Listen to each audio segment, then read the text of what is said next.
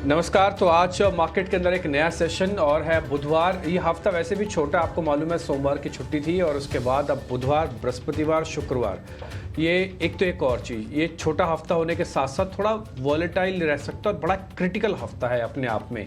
Numbers के साथ से हम उस पायदान पे आके शॉर्ट कवरिंग से खड़े हो चुके हैं जिस पायदान से अगर चले तो नया हाई बनाएंगे और अगर टूटे तो वापस हो सकता है 22,000 को भी टेस्ट करने के लिए पहुंच जाए। तो ये हफ्ता अपने आप में बहुत इंपॉर्टेंट है, दिशा देने के लिए अपने आप में अहम है। और एक और चीज़, मार्केट के अंदर तो गर्मी है, मतलब बाजार के अंदर आप देख रहे होंगे तापमान की तो गर्मी है, लेकिन बाजार की जो गर्मी है वो धीरे धीरे धीरे करके स्लो डाउन हो रही है।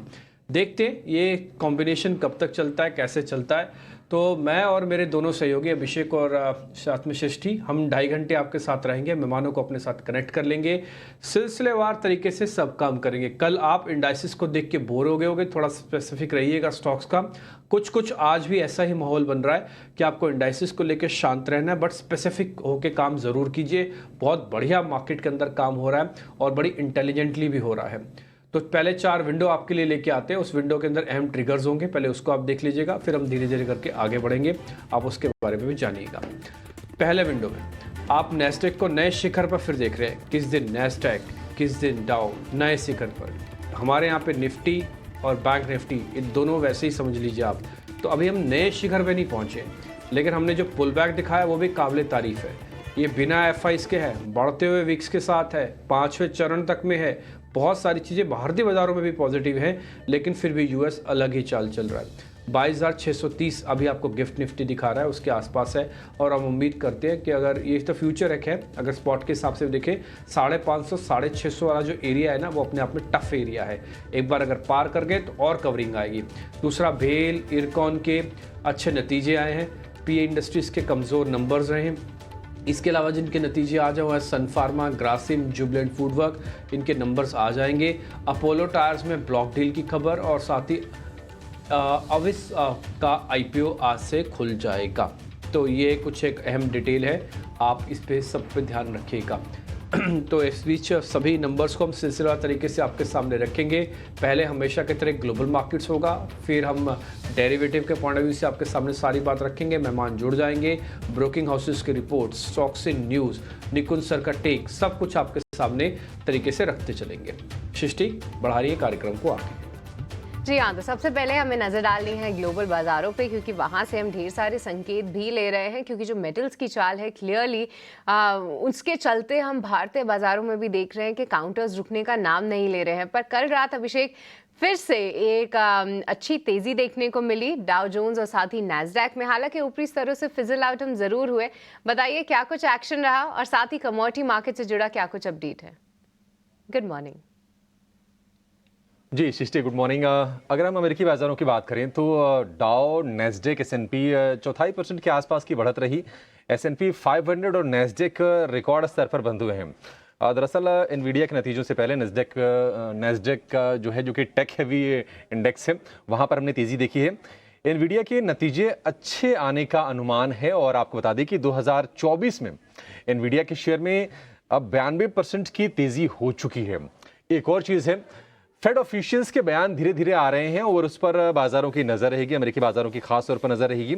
आज एफओएमसी के मिनट्स और घरों की बिक्री के आंकड़ों पर बाजार की नज़र रहेगी। अच्छा, फेड के जो ऑफिशियल्स हैं उनके जो स्टेटमेंट आ रहे हैं, उनका ये कहना है कि महंगाई के आंकड़ों पर नज़र रहेगी, इसमें कुछ भी ऐसा नया नहीं है। बार बार रीट्रेट हो रही चीज़ें, दरों में कटौती का फैसला वो महंगाई के आंकड़ों को देख कर ही लेंगे, ये जेरोम पावेल भी कई बार कह चुके हैं और ये सारी चीज़ें ही फिर दोहराई जा रही हैं। आर्थिक आंकड़े अगर अनुकूल रहे तो साल अंत तक दरों में कटौती होगी, यानी कि जो सितंबर में बाजार मान के चल रहा है शायद उसमें भी थोड़ा सा डिले देखने को मिले। जून वाली जो उम्मीदें थी वो तो सब खारिज हो ही गई हैं, लेकिन सितंबर वाली जो उम्मीद थी शायद उससे भी आगे थोड़ा सा खिसक जाए, ये अब देखने को मिल रहा है। और हालांकि उन्होंने ये भी कहा है कि ब्याज दरों में बढ़ोतरी की जरूरत नहीं पड़ेगी। तो खैर इसको कोई मान के चल भी नहीं रहा था, लेकिन निश्चित तौर पर थोड़ी सी राहत की बात ये ज़रूर होगी। लेकिन अगर आप एशियाई बाजारों को देखेंगे तो गिफ्ट निफ्टी इस वक्त 22,635 के आसपास कारोबार कर रहा है। पॉजिटिव ओपनिंग के संकेत वहां से ज़रूर हैं। बाकी अगर बाजारों को देखेंगे तो चाइना के बाजार में, हांगकांग के बाजार में वहां से तेज़ी के संकेत इस वक्त में दिख रहे हैं। अब लेकिन अगर आप जापान के बाजार को देखेंगे तो करीब करीब आधे % के आसपास की गिरावट है। निकेई इस वक्त 235 अंक नीचे जाकर कारोबार कर रहा है। बाकी जो इंडिकेटर्स हैं, अगर आप क्रूड को देखें तो क्रूड एक रेंज में ही है। ब्रेंट क्रूड का भाव $83 के आसपास है। सोने में भी ऊपरी स्तरों से थोड़ा थोड़ा सा प्रेशर आया है। $2425 के आसपास कच्चा तेल सोना कारोबार कर रहा है। तो ज्यादा कोई चेंजेस नहीं है, क्रूड रेंज में ही है। बॉन्ड यील्ड की बात करें 4.4% के आसपास स्थिर है, वहां से भी कोई ज्यादा संकेत नहीं है। तो ग्लोबल बाजारों से ऐसा कुछ नहीं है बहुत ज्यादा रीड करने को, जिसका इंपैक्ट भारतीय बाजारों पर शायद आते हुए आज दिखेगा। लेकिन निश्चित तौर पर गिफ्ट निफ्टी में तेजी है। एशिया में भी मिक्स्ड कारोबार है। यूएस मार्केट में चूंकि रिकॉर्ड हाइस पर बंद हुए हैं S&P 500 और नेस्डेक, तो थोड़ा सा सपोर्ट वहां से आप मान के चल सकते हैं। बहुत ज्यादा रीड करने को लेकर कुछ खास नहीं है। लेकिन सृष्टि ये बताइए कि दिल्ली में तो गर्मी का हाल बड़ा बुरा है। यहाँ पर तो पारा 47 डिग्री 48 डिग्री तक पहुंच रहा है। आपने पढ़ा भी हेडलाइन में कि नजफगढ़ में सबसे ज्यादा गर्म दिन रहा। मुंबई के क्या हाल है इस वक्त? नहीं अभिषेक, मुंबई में भी गर्मी काफ़ी है, पर दिल्ली और मुंबई की गर्मी में अंतर यह है कि मुंबई की जो गर्मी है वो काफ़ी उमस वाली होती है। तो कभी आप बाहर निकले तो आपको गर्मी तो लगती है, पर साथ में उमस से थोड़ी घबराहट भी होने लगती है। हालांकि दिल्ली की गर्मी भी बहुत बच के रहना पड़ता है, लू और साथ ही हर समय जो है, पर गर्मी अभिषेक एंजॉय भी करते हैं वहाँ के लोग, आई बिलीव, क्योंकि आप देखते हैं तो बंटा हो गया या फिर पन्ना हो गया, ये सारी चीज़ें बहुत चलती भी है। तो उम्मीद है कि जो रेड अलर्ट हो रहा है लोग अपना ख्याल रखें, क्योंकि 10 राज्यों में हीट वेव का कहर आ सकता है और साथ ही रेड अलर्ट भी जारी कर दिया है। तो ऐसे में बहुत सावधानी से काम लेना चाहिए, क्योंकि लू लगने का भी काफ़ी खतरा रहता है अभिषेक। पर आप लोग, उम्मीद है कि सब ठीक है फिलहाल।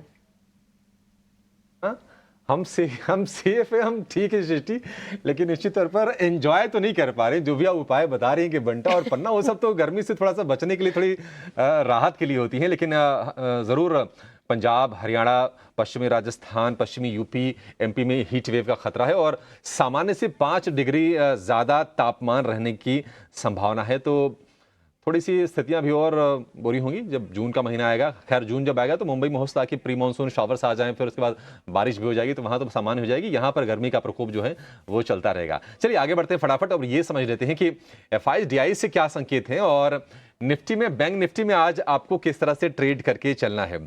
FIs की अगर हम बात करें तो थोड़ा सा क्वांटम देख रहे थे कि थोड़ा कम हो रहा है, लेकिन कल फिर से FIs की सेलिंग आई है करीब करीब 1800-1900 करोड़ रुपए के आसपास की कैश में, लेकिन DIs की बाइंग है करीब करीब 3500 करोड़ की।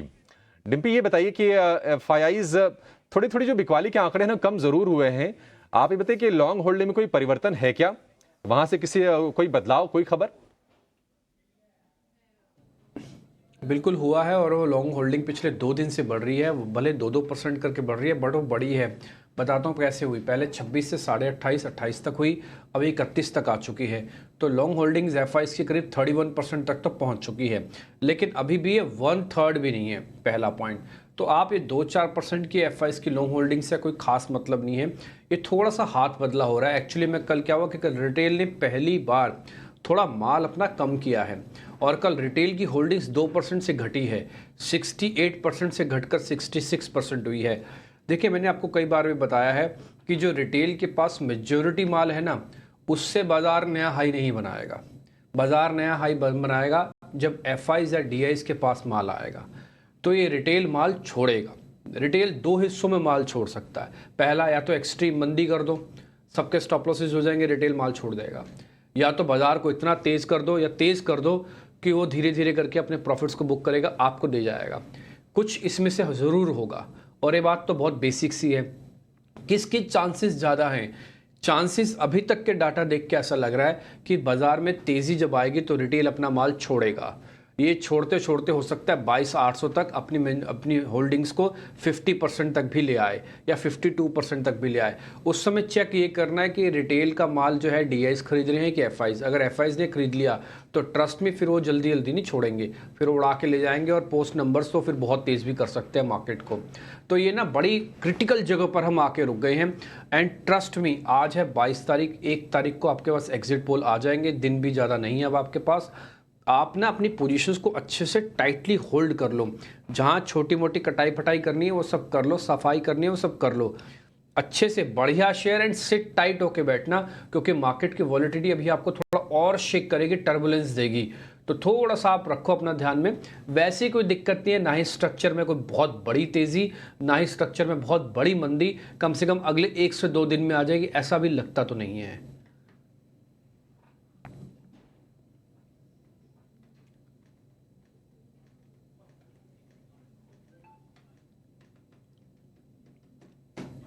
ठीक है डिम्पी, चलिए आपसे निफ्टी के बारे में जरा जानते हैं। कल हमने देखा कि 22,500 के ऊपर की हमने क्लोजिंग देखी है, 27 अंकों की हालांकि बढ़त रही है हल्की सी, लेकिन निश्चित तौर पर एक क्लोजिंग अच्छी मिली बाजार को। आप बताइए कि जो लॉन्ग वाले जो ट्रेडर हैं वो क्या करें, जिनको नई तेजी करनी हो बाजार की हाल फिलहाल की थोड़ी थोड़ी चाल देखकर, उनकी रणनीति क्या होनी चाहिए? देखिए, मैं आपको बहुत सिंपल सा बताता हूँ, जिनके पास पुरानी पोजीशंस है वो तो होल्ड करके रखे, उनका तो कोई प्रॉब्लम है ही नहीं, वो तो वैसे भी ट्रेलिंग स्टॉप लॉस का फ़ायदा ले रही हैं। और उन्हें देखिए, रिस्क का रिवॉर्ड ही तो होगा ना। आपने जब 21,800 पे रिस्क लिया तो सबसे बड़ा रिवॉर्ड आपका, जिसने 22,000 पे रिस्क लिया उसको रिवॉर्ड मिला, जिसने 22,200 पे लिया उसका रिवॉर्ड 300 पॉइंट का, जिसने 22,400 के बाद लिया उसका रिवॉर्ड भी 150 पॉइंट का। तो जिसने जहाँ लिया उसको रिवॉर्ड मिला। ठीक, तो ये पॉइंट तो हो गया है उनके पास, जिनके पास पोजीशन है उनको तो कोई डरने वरने की जरूरत नहीं है। पहला पॉइंट, उनको ट्रेलिंग स्टॉप लॉस लगाना है। 2 स्टॉप लॉसेस दे देता हूँ, 22,300, 22,400, 400 वेरी इमीडिएट, 300 थोड़ा सा स्विंग विंग के हिसाब से है। सीरीज का रखना चाहो तो 22,200 भी रख सकते हो आप। ठीक है, तो 3 चरणों में आपके पास स्टॉप लॉस हो गए, सीरीज का, स्विंग का और इंट्राडे के पॉइंट ऑफ व्यू से। अब आ जाते हैं जरा ऊपर कहाँ तक जाएंगे। 550, 650 का रेजिस्टेंस है। कल भी बाजार 550 पे हिट करके रुक गया था और आपने देखा कल हमने 550 के ऊपर तो क्लोज किया, बट 550 के जस्ट नीचे जाके क्लोज किया है। तो जब तक हम 550, 650 की रेंज को पार नहीं करते, मार्केट के अंदर बड़ा मूव नहीं आएगा। ये ऑप्शंस का भी बड़ा क्रिटिकल एरिया है, यहाँ पे हाथ बदला होगा ऑप्शंस का, यानी कि मंदी तेजी वालों का एक मन परिवर्तन होता है, तो वो भी यहाँ पे होता हुआ दिखेगा। तो जिनके पास है वो तो रख लें। अब आते हैं नए वालों के बाद। देखो, नए वालों ने एक लेवल की शॉर्ट कवरिंग तो खोई है, ये मेरे बोलने सी बात नहीं है, ये आप खुद फील करते हो। ठीक है ना, तो आपने एक लेवल की शॉर्ट कवरिंग तो खो दी है। अब आप ये सोचो कि हम मिडल ऑफ दिस पाथ में आ गए और बाजार यहाँ से चले हमारे खरीदते ही, कई बार ऐसा नहीं भी होगा। तो आप एक काम कर सकते हो, या तो डिप की वेट कर लो, पहला पॉइंट। नहीं डिप मिल रहा, छोड़ दो मैं कह रहा हूँ। और अगर आपको लग रहा है नहीं सर हम जोखिम ले लेंगे, सर कोई फर्क नहीं पड़ता अपन को, हम ले लेंगे जोखिम, तो फिर ले लो। तो फिर आप ले लो जोखिम को, और कैसे लेना है वो भी मैं बता देता हूँ। 22,400 का स्टॉप लॉस डाल दो आप, 650 का टारगेट डाल दो। 650 के बाद अगर चलता है मार्केट और तो फिर ट्रेल कर लेना, नहीं तो 650 प्रॉफिट बुक करके बाहर आ जाओ। तो आप एक छोटा सा ट्रेड लेना चाहो तो ले सकते हो, 4 का स्टॉप लॉस, यानी कि 400 का स्टॉप लॉस, 650 तक का टारगेट है। और अगर आपको जोखिम लेना है तो मैं फिर से बता दूं, आपका रिस्क रिवॉर्ड 1:1 है। जब मैं 650 की बात बोल रहा हूं तो ऐसे 100 पॉइंट है, जब मैं 400 की बात बोल रहा हूं तब भी 125 पॉइंट है। तो ऊपर नीचे आप देखोगे सेम पॉइंट है। तो इसलिए मैं कह रहा हूँ थोड़ा रिस्क रिवॉर्ड आपका 1:1 है, लेकिन पुराने वालों के लिए कोई दिक्कत नहीं है। थोड़ी सी पोजिशंस को आप होल्ड करके बैठो मार्केट में। और एक और चीज़, काफ़ी सारे लोगों को ऐसा डर लग रहा है कि बाजार के अंदर सामने चुनाव हैं, अरे नहीं लेनी चाहिए पोजीशंस, रुक जाओ, क्या सिर्फ 10 दिन ही है कमाने के लिए। एग्री, मैं 100% उनके साथ एग्री कर सकता हूं। अगर आप मार्केट में इस तरह की वॉलिटिलिटी को नहीं झेल पाएंगे या नहीं होगा, आप अगले 10 दिन के लिए बाजार को छोड़ दो, 4 तारीख के बाद आ जाओ ना, किसने मना किया है। आप शांति रखो थोड़ा सा, बस इतना मैं कहना चाहता हूं। अगर वॉलिटिलिटी मैनेज हो सकती है तो सिस्टम में रहो, अगर वॉलिटिलिटी मैनेज नहीं हो सकती है, बहुत कम मनी है, बहुत कीमती मनी है, बहुत कम पैसा है, तो फिलहाल के लिए रुक जाओ। भी 10-15 दिन पास हो जाने दो।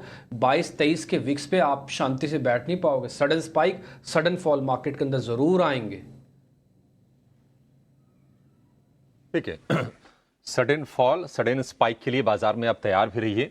और जैसे जैसे हम चुनाव के नतीजों के करीब जाएंगे, यह आपको देखने को शायद मिलेगा भी। इंडिया विक्स में कल भी वैसे उछाल था, लेकिन डिम्पी चूंकि अच्छी क्लोजिंग मिल रही है हमें 2 सत्र की, और कहीं न कहीं बाजार अब ये जो चुनाव के जो मतदान की जो आंकड़े आ रहे हैं वहां पर भी गैप थोड़ा सा नैरो हो रहा है, थोड़ी सी इंप्रूवमेंट हमें दिख रही है, तो उससे बाजार भरोसा दिखा रहा है। क्या शॉर्ट वाले अभी दूर ही रहें? अगर नहीं उनको करना ही है तो क्या अभी 100-150 पॉइंट 200 पॉइंट का इंतजार कर लें, तब जाके कुछ मौका मिलेगा उनको? देखिए, आपने 2-3 चीज़ें पॉइंट डाले हैं। पहला बताता हूँ, अब वोटिंग परसेंटेज से बाजार को ज़्यादा फर्क नहीं पड़ रहा। वो एक दौर था जब सेकंड फेज या थर्ड फेज की वोटिंग परसेंटेज उसने चेक किया, ये पांचवें फेज आते आते तक उसने वोटिंग परसेंटेज को भूलना शुरू कर दिया, यानी कि वो चीज़ फेड हो गई है, उसकी वेटेज कम हो गई है। आज छठे चरण का जब मतदान होगा और सातवें का जब होगा, साथ में एग्जिट पोल आ जाएगा, आप ट्रस्ट मान लीजिएगा 7th फेज की तो वोटिंग परसेंटेज आप चेक ही नहीं करेंगे, क्योंकि तब तो एग्जिट पोल भी साथ में आएगा। तो फिर आप वोटिंग परसेंटेज थोड़ी चेक करोगे, तो फिर आप एग्जिट पोल चेक करोगे। तो सिर्फ एक ही चरण का वोटिंग परसेंटेज देखना बाकी रह गया, वो है छठे चरण का, और उसको बाद बाजार बहुत गंभीरता से नहीं लेगा। ऑलरेडी 5 चरण को डाइजेस्ट कर चुका है। यह है आपका पहले क्वेश्चन का जवाब कि वोटिंग परसेंटेज से बाजार कितना इफेक्ट करेगा। अब नहीं करेगा। दूसरा पॉइंट, क्या शॉर्ट करते समय आपको ये बात ध्यान है कि बाजार थक रहा है? देखिए, ये बिना एफआईज के चला हुआ मार्केट है, यहाँ तक पहुंचे हुए हैं। ये शॉर्ट कवरिंग के दम पर पहुंचा हुआ मार्केट है। ये 22-23 के विक्स पे पहुंचा हुआ मार्केट है। ये हाईएस्ट रिटेल की होल्डिंग के पास पहुंचा हुआ मार्केट है। तो इसलिए बाजार के अंदर क्या है ना, सारी चीज़ें अपने आप में ऊपर आई है बिना किसी मेजर हेल्प के, जो ट्रेडिशनली होती हैं। इसलिए बाजार ऐसा नहीं है कि ये खराब है। थोड़ा अभी शॉर्ट मत करें। आप अगर 4 दिन से देख भी रहे हो ना, तो बाजार है तो चल रहा है तो रुक रहा है, टूट नहीं रहा। ये टूट इसलिए नहीं रहा क्योंकि मार्केट ने जो मेहनत की हुई है उसको जल्दी जल्दी छोड़ना नहीं चाहता, और तोड़ने के लिए दम नहीं है, अब दम नहीं है। ठीक है, हालांकि बिल्डअप अभी भी है इतना कि बाजार ऊपर नीचे कर सकता है, लेकिन फिर भी वो दम, वो प्रेशर मार्केट का अभी नहीं है। वो प्रेशर का दौर खत्म हो चुका है। तो फिलहाल शॉर्ट नहीं करें, शॉर्ट से फिलहाल अभी बचे। शॉर्ट से आपको बचना है, ये सलाह आपके आ रही है निफ्टी 50 की। पर डिम्पी, निफ्टी बैंक में क्या करना चाहिए? क्योंकि कल भी हमने देखा था थोड़ा सा मोमेंटम ज़रूर पकड़ा था, पर जाते जाते वो पूरा फिजल आउट भी हो गया, लाल निशान में बंद हुए। पर कहीं ना कहीं देख रहे हैं कि एक रेंज में ही फंसा हुआ है निफ्टी बैंक। मौजूदा लॉन्ग वालों को ऐसे में क्या करना चाहिए डिम्पी, और साथ ही कौन से लेवल्स ध्यान में रखे जहाँ पे फ्रेश लॉन्ग्स भी ऐड कर सकते हैं? देखिए, बैंक निफ्टी को ना आप 3-4 चीज़ों के साथ चेक कीजिएगा। पहला मैं आपको बताता हूँ, देखिए ये 20 दिन की एवरेज इसने पार नहीं की है, वो बनती है करीब 48,250 पे।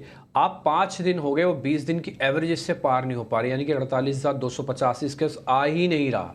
पहला पॉइंट, जब तक बैंक निफ्टी के पास 48,000, ये जो प्रोड्यूसर साहब आप एक ग्राफिक्स डालते हो ना, नीचे निफ्टी 50 मत लिखा कीजिए। आप बैंक निफ्टी के ऊपर लेवल्स डाल रहे हो, नीचे आपने निफ्टी के लेवल्स लिखे हुए हैं, तो इसको तुरंत प्रभाव से चेंज करके निफ्टी बैंक करो पहले तो। ठीक, दूसरा पॉइंट, जो मैं पॉइंट आपसे क्लियर कर रहा था, वो ये पॉइंट कह रहा था कि बैंक निफ्टी के अंदर जब तक 48,250 नहीं आएगा, 50 दिन की एवरेज को ठीक नहीं करेगा। तो सॉरी 20 दिन की, तो 20 दिन की एवरेज ठीक होगी। ट्रेडर मानसिकता को बताती है, तो ट्रेडर मानसिकता भी एवरेज के ऊपर नहीं है, ये एवरेज के नीचे। एक और पॉइंट, निफ्टी के अंदर डाइवर्जेंस दिख रहा है। आपका संयुक्त परिवार है, लेकिन संयुक्त परिवार का खाना आजकल अलग अलग बन रहा है, अलग अलग किचन में।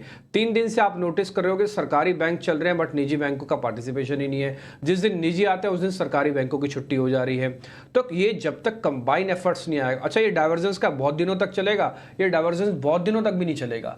तो इसलिए मेरा ऐसा मानना है, एक तो डाइवर्जेंस बहुत दिनों तक नहीं चलेगा, एक साथ जरूर आएंगे, आज नहीं तो कल। दूसरा पॉइंट, ये 20 दिन की एवरेज बहुत इंपॉर्टेंट है। ये 48,250 आते ही एक राउंड की कवरिंग होगी, क्योंकि बहुत सारे लोगों ने इसी पे अपने स्टॉप लॉसेस लगाए हुए हैं। तीसरा पॉइंट, बैंक निफ्टी का पुट कॉल रेशियो 1 से थोड़ा नीचे खिसका हुआ है, 0.75 है, ये ओवरसोल्ड है। और एक चीज़ मैं आपको और बता दूं, काफ़ी सारे एनालिस्ट से जब आप बात करोगे ना, तो ये बात बोलेंगे कि बैंकिंग में बहुत दम है, अभी भी बैंकिंग बहुत ऊपर आ सकता है। ये वो सिर्फ बात हवा हवाई नहीं बोल रहे हैं, इसके पीछे फैक्चुअल डाटा भी है। देखिए, मार्केट के अंदर जब सरकार बनी, मान लो सेम सरकार रिपीट होती है, तो सबसे ज़्यादा फाइनेंशियल बेनिफिट्स होगा, और फाइनेंशियल बेनिफिट्स का जो गेन होगा सीधा सीधा बैंक्स में सबसे पहले रिफ्लेक्ट होगा। कई कंपनीज को अपने ट्रेड करने में, सौदे करने में, यानी कि बिजनेस बढ़ाने में समय लग सकता है। एग्जाम्पल के लिए आई टी का इस चुनाव से कोई खास बड़ा लेना देना नहीं है, लेकिन बैंक का सीधा लेना देना है, तो बैंक की वेटेज भी है। तो आप बैंक पे ही ट्रस्ट रखें, लेकिन बैंक में अपनी पोजीशंस को बना के रखें, थोड़ा टाइट स्टॉप लॉस रखें, वॉल्यूम को थोड़ा कम कर दें। 47,500 47,800, 2 चरणों के आपके स्टॉप लॉसेस हैं। ऊपर जाएगा, पहले वेट करो 48,250 की, पार होगा, फिर 48,500 भी आएगा, 48,800 भी आएगा।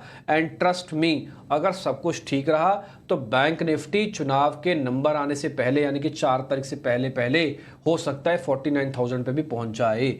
अभी समय लग सकता है, थोड़ा आप सिट टाइट करके बैठो, अपने सौदों को, पोजीशन को अच्छे करके बैठो, ना ही कोई ज़्यादा हैवी पोजीशंस लो। तो ये मैंने मोटा मोटी बता दिया। अच्छा, जो लोग नए आना चाहते हैं बैंक निफ्टी के अंदर, या तो भाई साहब आप डिप की वेट करो अभी, या तो फिर 48,250 को पार होने दो। ये बीच में मत करना काम, आपसे सौदा झेला ही नहीं जाएगा, विक्स मार देगा आपको, आप फालतू में निकल जाओगे अपना 100-200 पॉइंट दे के बाजार को। इसलिए चुप करके बैठ जाओ जो नए वाले हैं, या तो 250 के पार आओ या थोड़ा डिप आने दो। ये नज़रिया निफ्टी बैंक के लॉन्ग पोजीशंस के लिए। पर डिम्पी, निफ्टी बैंक में शॉर्ट की कोई पोजीशंस लेनी चाहिए या यहाँ पे भी फिलहाल नए शॉर्ट से बचना ही सही रहेगा? देखिए, नए शॉर्ट अभी नहीं करने चाहिए। मार्केट के अंदर शॉर्ट तभी करोगे ना जब आप थक जाओगे, फटीक आएगी, कोई सिग्नल तो आए। अभी मैंने आपको पुट कॉल रेशियो बताया, अभी मैंने आपको ये बताया कि भाई देखिए सामने सामने पे दोनों का डाइवर्जन है, एक ना एक दिन तो दोनों का मनमुटाव दूर होगा। अभी मैंने आपको बताया कि चुनाव में फाइनेंशियल बेनिफिट होगा तो बैंक निफ्टी को सबसे बड़ा बेनिफिट हो सकता है। आईटी की बात अलग है, इंफ्रा की बात अलग है, वो तो ट्रेडिशनली चल ही रहे हैं। तो इलाज शॉर्ट मत करो। आप ऐसे आदमी ऐसी चीज़ को शॉर्ट करने जा रहे हो, अगर ये सीधा पलट गया, यानी कि सीधा आ गया इसका सब कुछ, तो ये तोड़फोड़ मचा देगा। एंड ट्रस्ट में हो सकता है निफ्टी अभी स्पीड से ना चले उतना, बैंक निफ्टी बहुत स्पीड से चल सकता है। तो बैंक निफ्टी में अभी शॉर्ट नहीं करना चाहिए, थोड़ा रुक जाए, या तो फटीक आ जाए तो लेवल्स को ब्रेक डाउन करने दो। ये ब्रेक डाउन भी तो नहीं कर रहा। आपने मेरे से ये पूछा कि बैंक निफ्टी चल नहीं रहा, 150 पॉइंट नीचे है। सर 48,000 के इंडेक्स में 150 पॉइंट की क्या वैल्यू है? पहला ये तो एक टिकी देता तो 40-50 पॉइंट का आजकल दे रहा है। तो थोड़ा रुक जाइए, ऐसी कोई दिक्कत नहीं है मार्केट के अंदर। या तो डिप आने दीजिए या तो ब्रेकआउट होने दीजिए, तभी नए लोग आए। शॉर्ट के लिए बिल्कुल मनाही है। ठीक है, तो फिलहाल शॉर्ट के लिए मनाही है, ना ही सिर्फ निफ्टी 50 में बल्कि निफ्टी बैंक में भी। और लॉन्ग के लिए आपको क्या कुछ रणनीति बनानी है वो भी हमने आपको डेटा के दम पे पूरी तरह चीज़ें सामने रख दी। फिर चलिए अब आगे बढ़ेंगे और अपने एक्सपर्ट्स को जोड़ने से पहले एक बार आपको बता दें कि एफएनओ बैन लिस्ट में कौन से स्टॉक्स मौजूद हैं। तो कुल 13 काउंटर्स हैं जो कि इस बैन लिस्ट में हैं। इसमें जो एडिशन हुआ है वो है नैल्को, आईईएक्स और पंजाब नेशनल बैंक का। इसके अलावा अगर हम देखें तो एबी कैपिटल बना हुआ है, बलरामपुर चीनी, बंधन bank, Biocon, GMR infra, grand news, idea, India cement और साथ ही पीईएल और जी जैसे काउंटर्स जो हैं वो सभी एफएनओ बैन लिस्ट में बने हुए हैं। कल से लेकर अब तक जो बदलाव ये भी हुआ है कि बिरला सॉफ्ट, सेल और हिंद कॉपर ये सब जो है बैन लिस्ट से बाहर निकलते हुए नजर आए हैं। सभी मेटल काउंटर्स में जोश तो था ही, पर आज देखते हैं कि सेल और हिंद कॉपर में किस तरीके का एक्शन होता है। पर चलिए अब आगे बढ़ेंगे और अपने एक्सपर्ट्स को जोड़ते हैं। आज हमारे साथ फिलहाल संतोष मीना, देवांग और साथ ही आदित्य मौजूद हैं। आप तीनों का बहुत बहुत स्वागत है एंड वेरी गुड मॉर्निंग। सबसे पहले आदित्य, आपसे आपके पास आके समझना चाहेंगे कि आप आज कैसे देख रहे हैं निफ्टी और बैंक निफ्टी की चाल, और साथ ही क्या रणनीति होगी आपकी दोनों ही इंडेक्स में। Very good morning to you and to everyone. देखिए, इलेक्शन से पहले थोड़ी वॉलेटिलिटी भी बढ़ रही है इंडिया विक्स में। हमने 6% स्पाइक देखा कल, तो इसके चलते बाजार में थोड़ी रैंडमनेस कई बार बढ़ जाती है। हमने 2-3 दिन पहले या लास्ट वीक में देखा था कैसे बाजार टॉप से बॉटम पे आया, बॉटम से टॉप पे आया, तो दिन में ही 200 से 400 पॉइंट का मूव देखा जा सकता है। तो एक क्लियर कट ट्रेंड नहीं ड्रॉ कर सकते इलेक्शन से पहले, बट ओवरऑल अगर बात करें तो बाजार का बायस न्यूट्रल टू पॉजिटिव है। निफ्टी ने अपना जो राउंड नंबर फिगर है उस पे अच्छा ब्रेकआउट दिया है 22,500। वहाँ पे काफ़ी कॉल राइटर्स थे, तो वहाँ पे अनवाइंडिंग देखने को मिली। तो यहाँ पे मेरा बायस पॉजिटिव रहेगा निफ्टी पे। और सिमिलरली बैंक निफ्टी की बात करें तो जैसे डिम्पी जी बता रहे थे मोमेंटम लैग कर रहा है, वो डेटा में भी क्लियर है और टेक्निकल्स में भी क्लियर है, बट बेरिश आउटलुक नहीं है बैंक निफ्टी पे।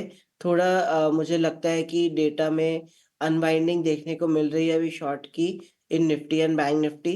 तो धीरे-धीरे मुझे लगता है कि इसमें भी थोड़ा-सा मोमेंटम आ सकता है। तो ओवरऑल पॉजिटिव आउटलुक है, न्यूट्रल टू पॉजिटिव आउटलुक है निफ्टी और बैंक निफ्टी में।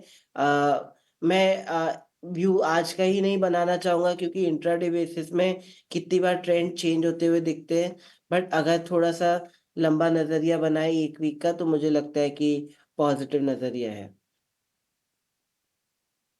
ठीक है, न्यूट्रल टू पॉजिटिव आउटलुक है निफ्टी का और निफ्टी बैंक का।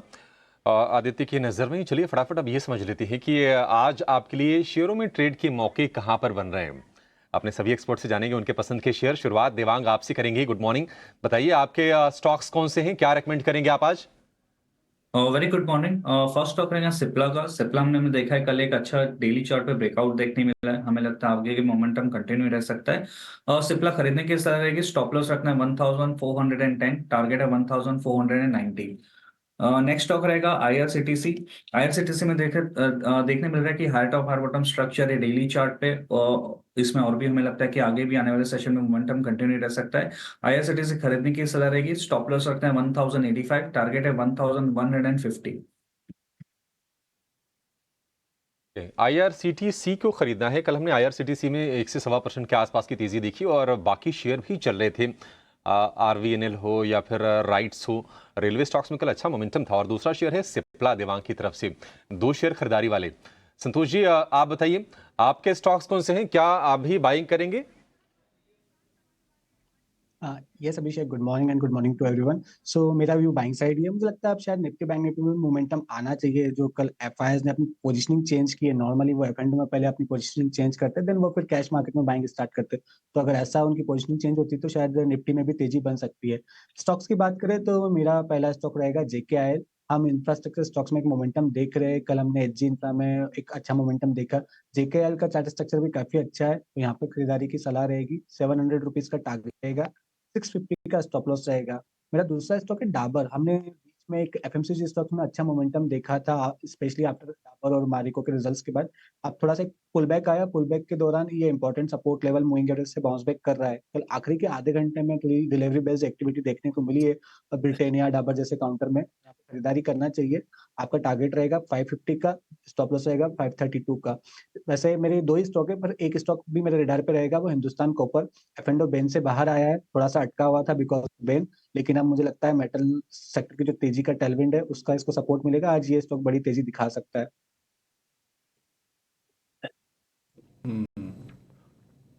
Done sir. हिंदुस्तान कॉपर मेरे को भी काफ़ी इंटरेस्टिंग लगा। कल उसकी क्लोजिंग काफ़ी अच्छी थी। आप वॉल्यूम चेक करो, पर 2.5 करोड़ शेयर है इसके अंदर। और ये शेयर अच्छा नहीं कि चल नहीं रही है, पहले भी चले है, लेकिन कई बार क्या है कि ऐसे लेवल पे आके खड़े हो जाते हैं जहाँ पे और चलने की चांसेस है और स्पीड से चलने की चांसेस हैं। हिंदुस्तान कॉपर, हिंदुस्तान जिंक, वेदांता, हिंडाल्को, आप चारों शेयर एक बार ज़रा चेक कर लो। आप हफ्ते हफ्ते भर का रिटर्न आपको आइडिया लग जाएगा। आदित्य से समझ लेते हैं उनके ट्रेड कौन से हैं। आदित्य, आपके सौदे। डिम्पी जी, मैंने लास्ट वीक ही सजेस्ट किया था जी एंटरटेनमेंट लास्ट कुछ सेशंस में, हमारे मॉर्निंग शो में ही। और वहाँ से एक अच्छी रफ्तार पकड़ी है स्टॉक ने, और मुझे लगता है कि ये जारी रह सकती है। जैसे स्टॉक ने बहुत टाइम से अंडर परफॉर्म किया है, अभी अंडर परफॉर्म मीन्स रिवर्स हो रहा है, एक मीन रिवर्जन ट्रेड दिख रहा है हाईली ओवरसोल्ड जोन से। तो मुझे लगता है अभी भी स्टॉक में बारूद है ऊपर जाने का। तो इसको बाय किया जा सकता है 147.50 में। स्टॉप लॉस रहेगा 138 का, और टारगेट रहेगा 160 से लेके 169 का।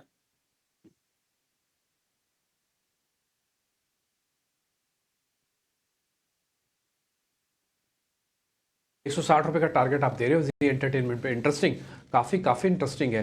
देखो 142 से शुरू हुआ था जब इसके नंबर आए थे। कल बंद हुआ 148 रुपये के आसपास।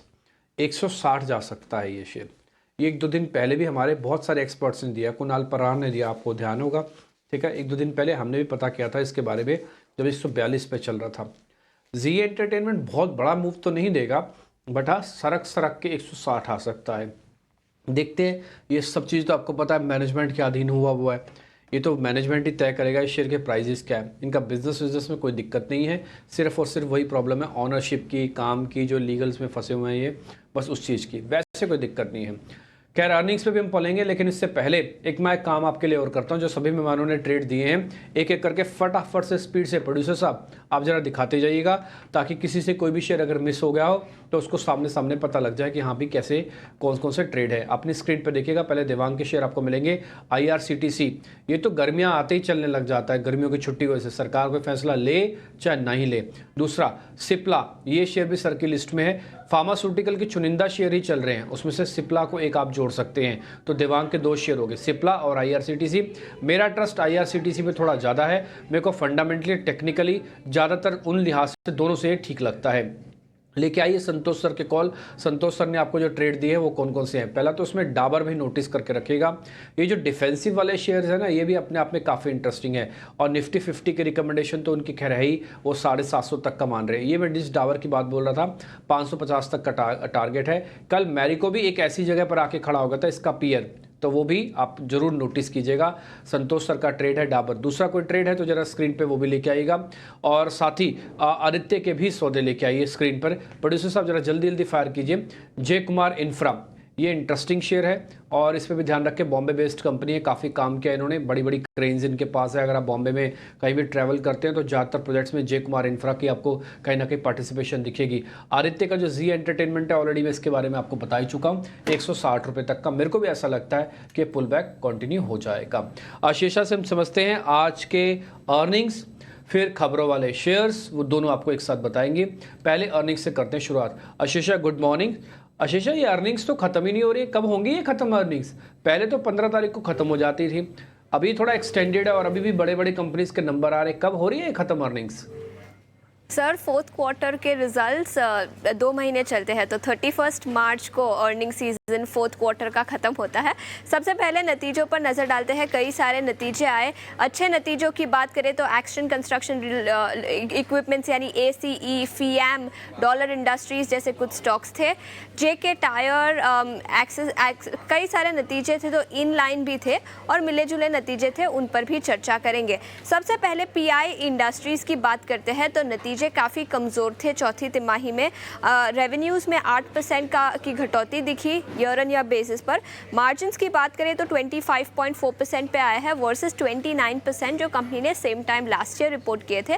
लेकिन अनुमान से कमज़ोर नतीजे रहे PI इंडस्ट्रीज़ के। इसके अलावा डॉलर इंडस्ट्रीज़ की बात करते हैं, यहाँ पर नतीजे काफ़ी अच्छे थे। रेवेन्यूज़ में 23% का ग्रोथ दिखा ईयर ऑन ईयर बेसिस पर। मुनाफे की बात करें तो 0.45 करोड़ का मुनाफा कंपनी ने same time last year report किया था, लेकिन अब 34 करोड़ का मुनाफा रिपोर्ट किया है, तो अच्छा खासा जंप दिखा है। नतीजे भी काफ़ी अच्छे थे डॉलर इंडस्ट्रीज़ के। इसके अलावा BHEL के नतीजों की बात करते हैं। अनुमान के मुताबिक नतीजे आए हैं, लेकिन FY25 के लिए मैनेजमेंट का जो आउटलुक है वो काफ़ी पॉजिटिव है, जिसी के चलते कई सारे ब्रोकरेज अपग्रेड्स आए हैं BHEL के। लेकिन ऑल इन ऑल नतीजे अनुमान के मुताबिक रहे, लेकिन पाइपलाइन काफ़ी स्ट्रॉन्ग है। इसके अलावा महाराष्ट्र सीमलेस की बात करते हैं। यहाँ पर नतीजे काफ़ी कमज़ोर दिखे। रेवेन्यूज़ में 15% का डिक्लाइन दिखा क्वार्टर ऑन क्वार्टर बेसिस, और मुनाफे की बात करें तो यहाँ पर भी 20% की घटौती दिखी। मार्जिन्स कॉन्ट्रैक्ट होते हुए नजर आए। 22.6% पे कंपनी ने मार्जिन्स रिपोर्ट किए हैं वर्सेस 25.9% जो कंपनी ने same time last year report किए थे। गैलेक्सी सर्फैक्टेंट्स, यहाँ पर भी नतीजे काफ़ी कमज़ोर थे। रेवेन्यूज़ में 5% की घटौती दिखी क्वार्टर ऑन क्वार्टर बेसिस पर। मार्जिन्स कॉन्ट्रैक्ट हुए 10.9% वर्सेस 13.4% जो कंपनी ने फोर्थ क्वार्टर FY23 में रिपोर्ट किए थे। और लास्ट में मेट्रोपोलिस हेल्थ केयर की बात करते हैं। डायग्नोस्टिक स्पेस से अनुमान के मुताबिक नतीजे रहे। रेवेन्यूज़ में 17% का ग्रोथ दिखा ईयर ऑन ईयर बेसिस पर, लेकिन मार्जिन्स लार्जली फ्लैट रहे। 24.1% पे मार्जिन्स आए हैं वर्सेस 24.8% जो कंपनी ने same time last year report थे। तो ऑल इन ऑल काफ़ी सारे नतीजे रहे। डॉलर इंडस्ट्रीज़, FIAM के नतीजे अच्छे थे। मेट्रोपोलिस के नतीजे लार्जली अनुमान के मुताबिक रहे। ठीक है आशीषा, बहुत अच्छे से आपने नंबर्स बता दिए। एक्चुअली मैं आपसे ये पता करना चाह रहा था कि भी नंबर्स कब तक आएंगे। वो तो मालूम है कि 31 मार्च तक का क्वार्टर होता है, वो क्वार्टर 4 कहलाता है, उसके नंबर्स हैं। मैं ये कह रहा था कि ये मेहनत आपको कब तक करनी पड़ेगी देखने की, और ये मेहनत कब तक दर्शकों को करनी पड़ेगी। तो मैंने खुद से चेक कर लिया, 30-31 तारीख तक ही नंबर आएंगे। मैंने चेक किया कि उसके बाद 1 जून के बाद कोई भी नंबर आपको दिखेगा नहीं शीट पे। तो 30 तारीख तक थोड़ी मेहनत और कर लीजिए। वैसे भी एक्सपायरी भी है 30 तारीख की, फिर अर्निंग्स की एक्सपायरी भी हो जाएगी, फिर तो हम सीधा चुनाव वाले फेज़ में भी आ जाएंगे। अच्छा आशीषा, मेरे को जरा स्टॉक से न्यूज़ और बता दीजिए प्लीज़। हाँ, तो सबसे पहले अपोलो टायर्स की बात करते हैं। तो आज ब्लॉक डील संभव हो सकती है। वॉरबक पिंकस अपना स्टेक जो कंपनी में है 3.5% स्टेक वॉरबक पिंकस बेचना चाहता है। पूरी डील की बात करें तो 1040 करोड़ का ट्रांजैक्शन वैल्यू हो सकता है और कल के मार्केट प्राइस से 4% के डिस्काउंट पे ये ब्लॉक डील हो सकती है। तो अपोलो टायर्स पर अपनी नज़र रखें।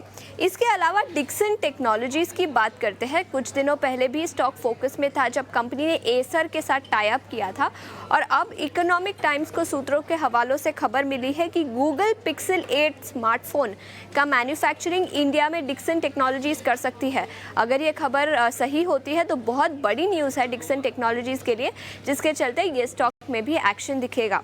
अब 3 इंफ्रा कंपनीज की बात करते हैं जिनको नए ऑर्डर्स मिले हैं। कल रेलवे कंपनीज को नए ऑर्डर्स मिले थे, आज इंफ्रा कंपनीज पर नज़र रहेगी।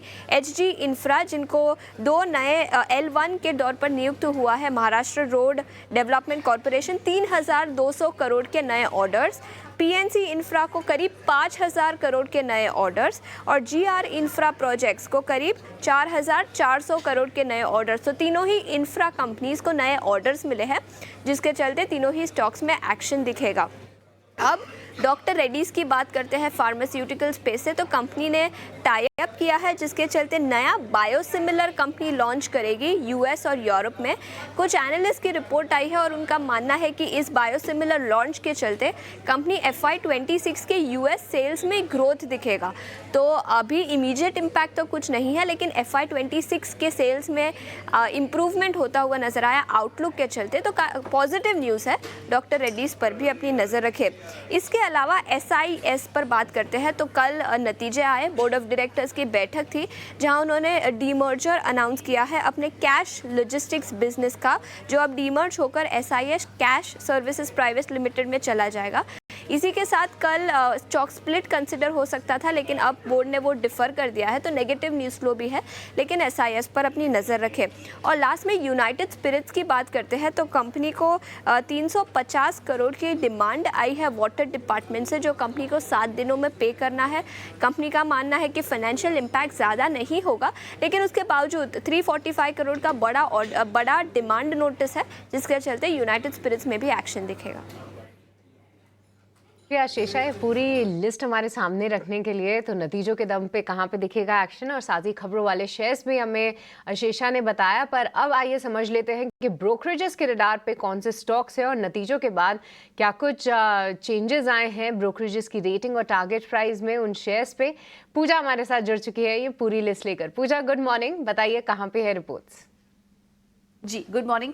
सबसे पहले शुरुआत करेंगे BHEL के साथ। नतीजे अनुमान के मुताबिक ही थे, लेकिन जो आउटलुक कंपनी ने शेयर किया उस पर कुछ पॉजिटिव रेटिंग्स आई हैं और नुवामा और एंटिक दोनों ने खरीदारी की राय के साथ जो टारगेट्स हैं वो भी बढ़ा दिए हैं। 265 से बढ़ाकर अब जो लक्ष्य देख रहे हैं वो 400 का देख रहे हैं, और एंटिक ने भी 299 से लक्ष्य बढ़ाकर 360 का कर दिया। दोनों का ये कहना है कि अगले 2 सालों के लिए पाइपलाइन काफ़ी मजबूत नज़र आ रही है, ऑर्डर बुक भी काफ़ी स्ट्रॉन्ग है और FY26 से नए ऑर्डर्स को पूरा करने में तेज़ी आएगी, जिससे कि इनके अर्निंग्स में भी कई गुना बढ़ोतरी होने की संभावना है। तो ये कुछ पॉजिटिव रिपोर्ट्स आई है BHEL पर, इस पर आप नज़र रखिए। हिताची एनर्जी पर गोल्डमैन सैक्स की रिपोर्ट आई है जिसमें कि वो खरीदारी की राय बरकरार रखे हुए हैं। लक्ष्य 8,250 रुपये प्रति शेयर का देख रहे हैं और इनका कहना है कि Q2 FY20 के बाद पहली बार मार्जिन डबल डिजिट में आए हैं। तो ये भी कुछ पॉजिटिव कमेंट्री आई है, स्टॉक पर नज़र रखिए। JB फार्मा पर जेफरीज ने लक्ष्य बढ़ाया है, लक्ष्य 2000 से बढ़ाकर 2060 का दिया है और आगे के लिए उनका कहना है कि ग्रोथ काफ़ी मजबूत नज़र आ रही है। कई ट्रिगर्स मौजूद हैं जिससे कि आने वाले समय में ग्रोथ दिखेगी और FY25 में घरेलू ग्रोथ 16 से 19% होने की संभावना है। मार्जिन गाइडेंस भी 1% बढ़ा दिया है। आखिर में बात करते हैं IT सेक्टर पर और यहाँ पर कुछ टारगेट्स घटाए हैं। LTI माइंट्री पर टारगेट 5,440 से घटाकर 4,800 का कर दिया है। L&T टेक पर 4,470 से घटाकर जो नए मार्जिन हैं वो 4,070 के हैं, और HCL टेक पर भी मार्जिन जो टारगेट्स हैं 1,600 से घटाकर 1,460 का कर दिया है। इनका कहना है कि AI आधारित क्लाउड ग्रोथ अब बेहतर नजर आ रही है, और फिलहाल IT सर्विसेज ग्रोथ थोड़ी वहां पर सुस्ती देखने को मिल सकती है। तो ये कुछ नेगेटिव रिपोर्ट्स आई हैं, खास करके इसमें मिड कैप कंपनियां शामिल हैं, तो आज IT स्टॉक्स पर भी नजर रखिए। ठीक है, तो ये तमाम रिपोर्ट्स, तमाम खबरें और नतीजों का एक्शन आज दिखेगा। इस पर अपने एक्सपर्ट से व्यू लेते हैं। हमारे साथ जुड़ गए हैं हमारे आज के fundamental expert profit mart securities के अविनाश गोरखशकर भी। अविनाश जी, बहुत शुक्रिया आपका समय देने के लिए। स्वागत है आपका टीनो स्वदेश पर।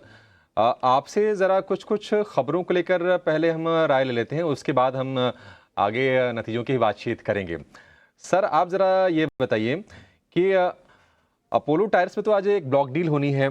वाबक पिंकस 3.5% स्टेक बेचेगी। ब्लॉक डील का भाव है 463, 4% डिस्काउंट पर। नीचे अगर ये शेयर आए अपोलो टायर, क्या लेना चाहिए इसको सर? गुड मॉर्निंग अभिषेक। देखिए, मुझे लगता है कि नॉर्मली जब भी कोई ब्लॉक डील होती है तभी 4 या 5% के डिस्काउंट पे ही होता है। और जिस प्रकार का ग्रोथ पैसेंजर कार सेगमेंट में कमर्शियल व्हीकल नंबर्स में हो रहा है, मेरे ख्याल से देखिए अपोलो टायर्स ऐसी कंपनी है जो सीवीज और पैसेंजर कार्स में काफी डोमिनेंट है। तो मुझे लग रहा है कि अगर लंबी अवधि की बात करें तो डेफिनेटली अपोलो टायर्स एक अच्छा विकल्प हो सकता है, अगर नजरिया आपका 12 से 15 महीने का है। नंबर्स मेरे ख्याल से आने वाले साल में भी काफी अच्छे रहेंगे, प्लस इनकी हंगरी में जो फैसिलिटी है वहां पे भी अच्छे वॉल्यूम्स आने की पॉसिबिलिटी है। तो डेफिनेटली आई थिंक लंबे निवेश के लिए अगर निचले भाव पे स्टॉक मिलता है तो इसको एक्यूमुलेट करना चाहिए। यहाँ पे लेने शुरू करते हैं। जरा एक काम करते हैं, जरा कुछ ऐसे स्टॉक्स भी मैं पता करता चलता हूँ जहाँ पे मार्केट का मोमेंटम काफ़ी फास्ट है। जुबिलेंट फूडवर्क के नंबर आने आज बताए जा रहे हैं। एक बार अगर आपके पास अनुमान हो तो जरा दिखा दीजिएगा स्क्रीन पर जुबिलेंट फूडवर्क। एक काम करते हैं, जरा संतोष मीना से शेयर चेक भी करवा लेते हैं। 480 रुपये के आसपास है, कल अच्छी क्लोजिंग हुई है, 2% नंबर्स भी हैं। संतोष सर, जरा चेक करना जुबिलेंट फूडवर्क को। यस, जब जुबिलेंट फूडवर्क के चार्ट स्ट्रक्चर की बात करें तो इसका चार्ट स्ट्रक्चर एक अच्छा डबल बॉटम फॉर्मेशन का ब्रेकआउट आया था। स्टॉक में हमने मोमेंटम देखा था, हालांकि ये 485 से लेके 500 के बीच में अटक रहा है, क्योंकि यहाँ पे इसको 100 day moving average, 200 day moving average भी है। और मैं ऑप्शन का डेटा भी देखो तो यहीं पे कॉल राइटर बैठे हुए हैं। तो अगर नतीजे अगर थोड़े भी सरप्राइज करते हो और ये स्टॉक 500 के लेवल को क्रॉस करने में कामयाब होता है तो एक बड़ी तेजी आ सकती है। बट अभी फॉर टाइमिंग ये 490 से 500 का एरिया इसके लिए क्रिटिकल रेजिस्टेंस जोन रहेगा, और नीचे आपका 460, 455 एक बहुत अच्छा सपोर्ट एरिया है। 2-3 सेगमेंट तो ऐसे हैं जो मार्केट के अंदर बहुत ही बढ़िया से अच्छे प्ले कर रहे हैं। वो इसी एंटिसिपेशन में कि सरकार अगर रिपीट हो रही है तो उनके दिन और तेज और बेहतर हो जाएंगे। उसमें से एक रेलवे है, दूसरा है पावर के स्टॉक्स आप चेक करेंगे, गाय बगाए वो भी चल रहे हैं, रेलवे के शेयर्स भी चल रहे हैं। 2 शेयर्स मैंने निकाले हैं इसी कैटेगरी में। एक है रेलटेल, मेरे को लग रहा है एक बढ़िया ब्रेकआउट कल हुआ है, वॉल्यूम भी ठीक था। जरा स्क्रीन पर दिखाएं आप देवांग, एक बार जरा आप चेक करेंगे रेलटेल का शेयर। कल ये अच्छा क्लोज हुआ, डेज हाई पे क्लोज हुआ, वॉल्यूम भी ठीक था, 1 करोड़ से ज़्यादा शेयर्स थे कल इसमें। बात करें डेफिनेटली स्टॉक्स में अच्छा कंसोलिडेशन ब्रेकआउट देखने मिला ऑन द डेली चार्ट, तो इसमें अभी भी अपसाइड देखने मिल सकता है। 445 447 तक के जोन है, वो वहां तक आ सकता है स्टॉक। यहाँ पे सपोर्ट की बात करें 425 का सपोर्ट है, तो यहाँ पे भी देख सकते हैं रिटेल को। जैसे मैं 2 सेगमेंट आपको बता रहा था, एक तो मैंने रेलटेल आपको बता दी, प्रोड्यूसर सामने स्टैंप पे लगा दिए, ब्रेकआउट भी है, देवांग ने इसका कंफर्मेशन भी कर दिया। संतोष मीना ने जुबिलेंट के बारे में आपको बता दिया। फटाफट से स्टैंपिंग लगा के सारी चीज़ क्लियर करते जाओ। एक दूसरा सेगमेंट है वो है पावर वाला, वो भी काफ़ी अच्छा चल रहा है, लेकिन इसमें भी डिविजन्स है। आपको पता है प्रोडक्शन से लेके ट्रेडिंग तक पावर की बहुत सारी कंपनीज हैं लिस्टेड, इसलिए गुरांग सर का थोड़ा, माफ़ कीजिए अविनाश सर का थोड़ा एक्सपीरियंस लेते हैं और उनसे पता करते हैं 1-2 शेयर ऐसे। Avinash sir, NTPC, power grid, REC, PFC, IEX, बहुत सारी कंपनीज जो पावर के अंदर हैं। आप एक 2 नाम बता सकते हो जहाँ पे वैल्यूएशन भी है और पॉलिसीज इम्पैक्ट बहुत जोरदार आएगा इस गवर्नमेंट के साथ साथ?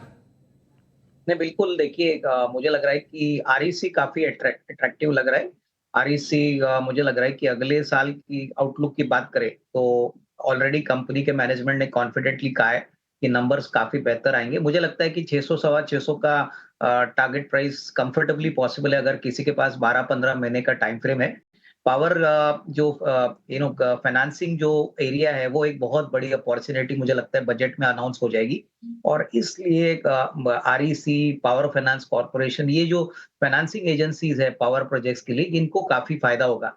अगर हम जनरेशन की बात करें तो जनरेशन में मुझे अभी भी लगता है कि लोअर लेवल्स पे टाटा पावर, उसके बाद टिपिकली अगर डिस्ट्रीब्यूशन में कोई जाना चाहता है तो केईसी इंटरनेशनल है जो पावर ट्रांसमिशन में है। तो ये सारे जो स्टॉक्स है डिम्पी, मुझे लगता है कि अगले 12 से 15 महीने में और भी तेज होंगे, क्योंकि ऑर्डर बुक अच्छी है, मार्जिन अच्छे हैं, और ओवरऑल जो टेलविंड्स पावर सेक्टर का दिख रहा है वो ऐसा दिख रहा है कि अगले 1.5-2 साल के लिए पावर का डिमांड बहुत अच्छा रहेगा। और सप्लाई साइड से अभी भी इतनी सप्लाई बनी नहीं है, तो ये सारी कंपनीज को डेफिनेटली प्रॉफिटेबिलिटी में अच्छा इजाफा होगा।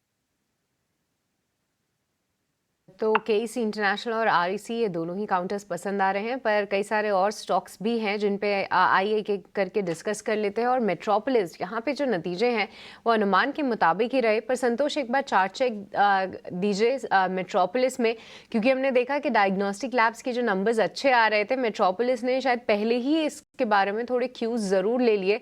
कल डेज हाई पे बंद हुआ था, पर आज के लिए कौन से लेवल्स ध्यान में रखें, क्योंकि एक ये भी उम्मीद लगाई जा रही है कि जो भी अच्छे नतीजे थे हो सकता है कि वो फैक्टर्ड इन हो। तो आज अगर कोई रिवर्सल आता है तो कौन से लेवल्स ध्यान में रखने हैं, और अगर यहाँ से ऊपर की चाल ये स्टॉक लेता है तो भी कौन से लक्ष्य के लिए हम देखें?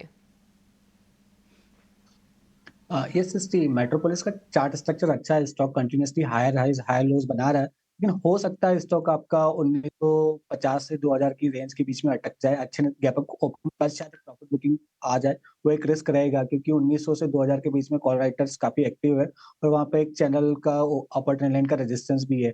व्यू बुलिश है, लेकिन हायर लेवल से एक बार प्रॉफिट बुकिंग आ सकती है। व्यू बुलिश है, पर ऊपरी स्तरों से जो है थोड़ी एक प्रॉफिट बुकिंग ज़रूर आ सकती है। तो ये नज़रिया है मेट्रोपोलिस को लेकर। पर चलिए अब आगे बढ़ेंगे और वक्त हो चला है भसीन जी को जोड़ने का। आइए उनसे समझेंगे भसीन जी के बेहतरीन शेयर्स।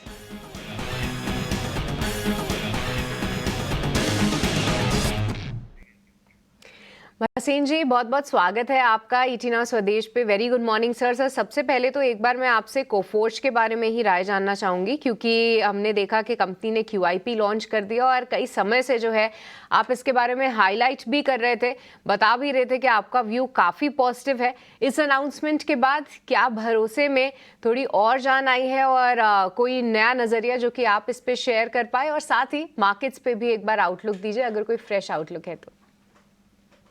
हाँ, गुड मॉर्निंग सृष्टि, आपको, डिम्पी और अभिषेक को। बिल्कुल कोफोर्स पे बहुत पॉजिटिव हूँ। देखिए जो उन्होंने रिसेंट एक्विजिशन किया Cigniti Technologies, it gives them the openness in जो मिड वेस्ट और नॉर्थ है वहां पे। सेकेंडली इनका जो AI में रीअश्योरेंस और अश्योरेंस में बिजनेस है वो बहुत स्ट्रांग होएगा। सो मेरे को लगता है कि दिस विल बी ये एक गेम चेंजर है इनके लिए। साथ में जो स्टॉक में डाइल्यूशन की वजह से प्रेशर आया था वो सब अब आई थिंक न्यूट्रलाइज हो जाएगा। The QIP will be over subscribe, और मैं आपको कह सकता हूं कि इसमें कोई प्रमोटर का 2% स्टेक से ज्यादा नहीं। तो this is a perfect candidate for being a long term takeover target. 52-5300 का भाव मुझे इसमें दिखता है ओवर द नेक्स्ट 6 मंथ।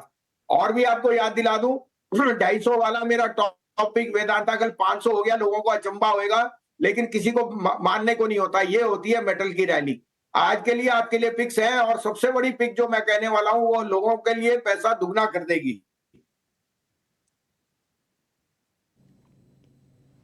ठीक है सर, वही शेयर तो आपसे पूछना चाहते हैं हम, कौन से ऐसे शेयर है सर, जरा बताइए। डिम्पी जी, इंडिया बुल रियल इस्टेट, देखिए कल उसमें डेवलपमेंट हुई। जो पैसा आना था, जिनको वारंट्स इशू और इक्विटी इशू किया था 4000 करोड़ का, वो पैसा का अप्रूवल आ गया सेबी से। आज 1100 करोड़ रुपया डायरेक्ट आ जाएगा और वारंट्स भी इशू हो जाएंगे। तो लिक्विडिटी के लिए अब कंपनी में एक नई जान आई है। दूसरा, एम्बेसी का स्टेक अब ब्लैकस्टोन के साथ ऑलमोस्ट 50% से ज्यादा हो जाएगा। और embassy is a one company जो यहाँ पे अब फ्लैगशिप कंपनी हो जाएगी। एम्बेसी के सारे प्रोजेक्ट्स अब IBRE से होगी, और IBRE भी नहीं, इक्विनॉक्स इसका नया नाम है। तीसरा, आपको शायद पता हो कि इंडिया बुल रियल इस्टेट ने 2.3 करोड़ स्क्वायर फीट डिलीवर करे हैं commercial, even more than DLF, और उसमें जो क्षमता है वो आज की डेट में 2008 के प्रॉपर्टी के भाव की है। तो आप सोच सकते हैं embassy I think arguably India में सबसे बड़ा रियल एस्टेट डेवलपर है और उसकी क्षमता 1 लाख करोड़ के ऑर्डर कंप्लीट करने की है। तो इनकी जो फ्लैगशिप कंपनी है वो और कोई नहीं होगी, इट विल बी इक्विनॉक्स और इंडिया बुल रियल एस्टेट। 250 का टारगेट है और आपको आज की डेट में रिस्क रिवॉर्ड कहीं फेवरेबल नहीं है। ना आप वेदांता में 500 में कमा सकते हो, ना आप स्टेट बैंक में कमा सकते हो 850 में, लेकिन इंडिया बुल 125 वाला 250 जरूर होएगा।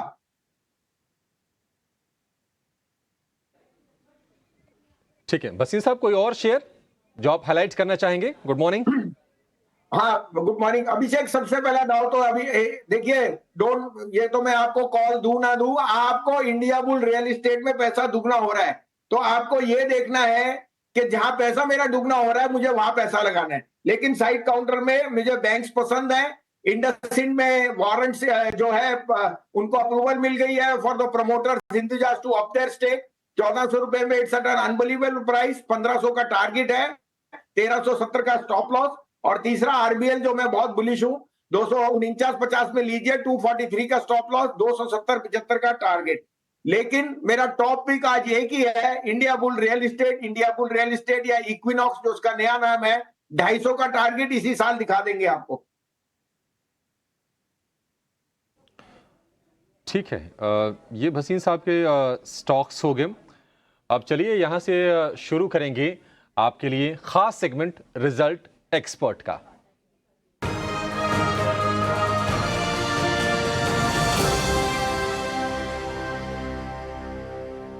वसीम साहब, बीएचईएल से शुरू करेंगे और मुझे थोड़ा सा ना इसको नतीजे जो आए हैं उसके बाद जो कमेंट्री आई है उसको देखिए कंफ्यूजन लग रहा है। देखिए शेयर चला बहुत तेज रफ्तार से है, नतीजे थोड़े कमजोर आए हैं, कमेंट्री बहुत शानदार आई है।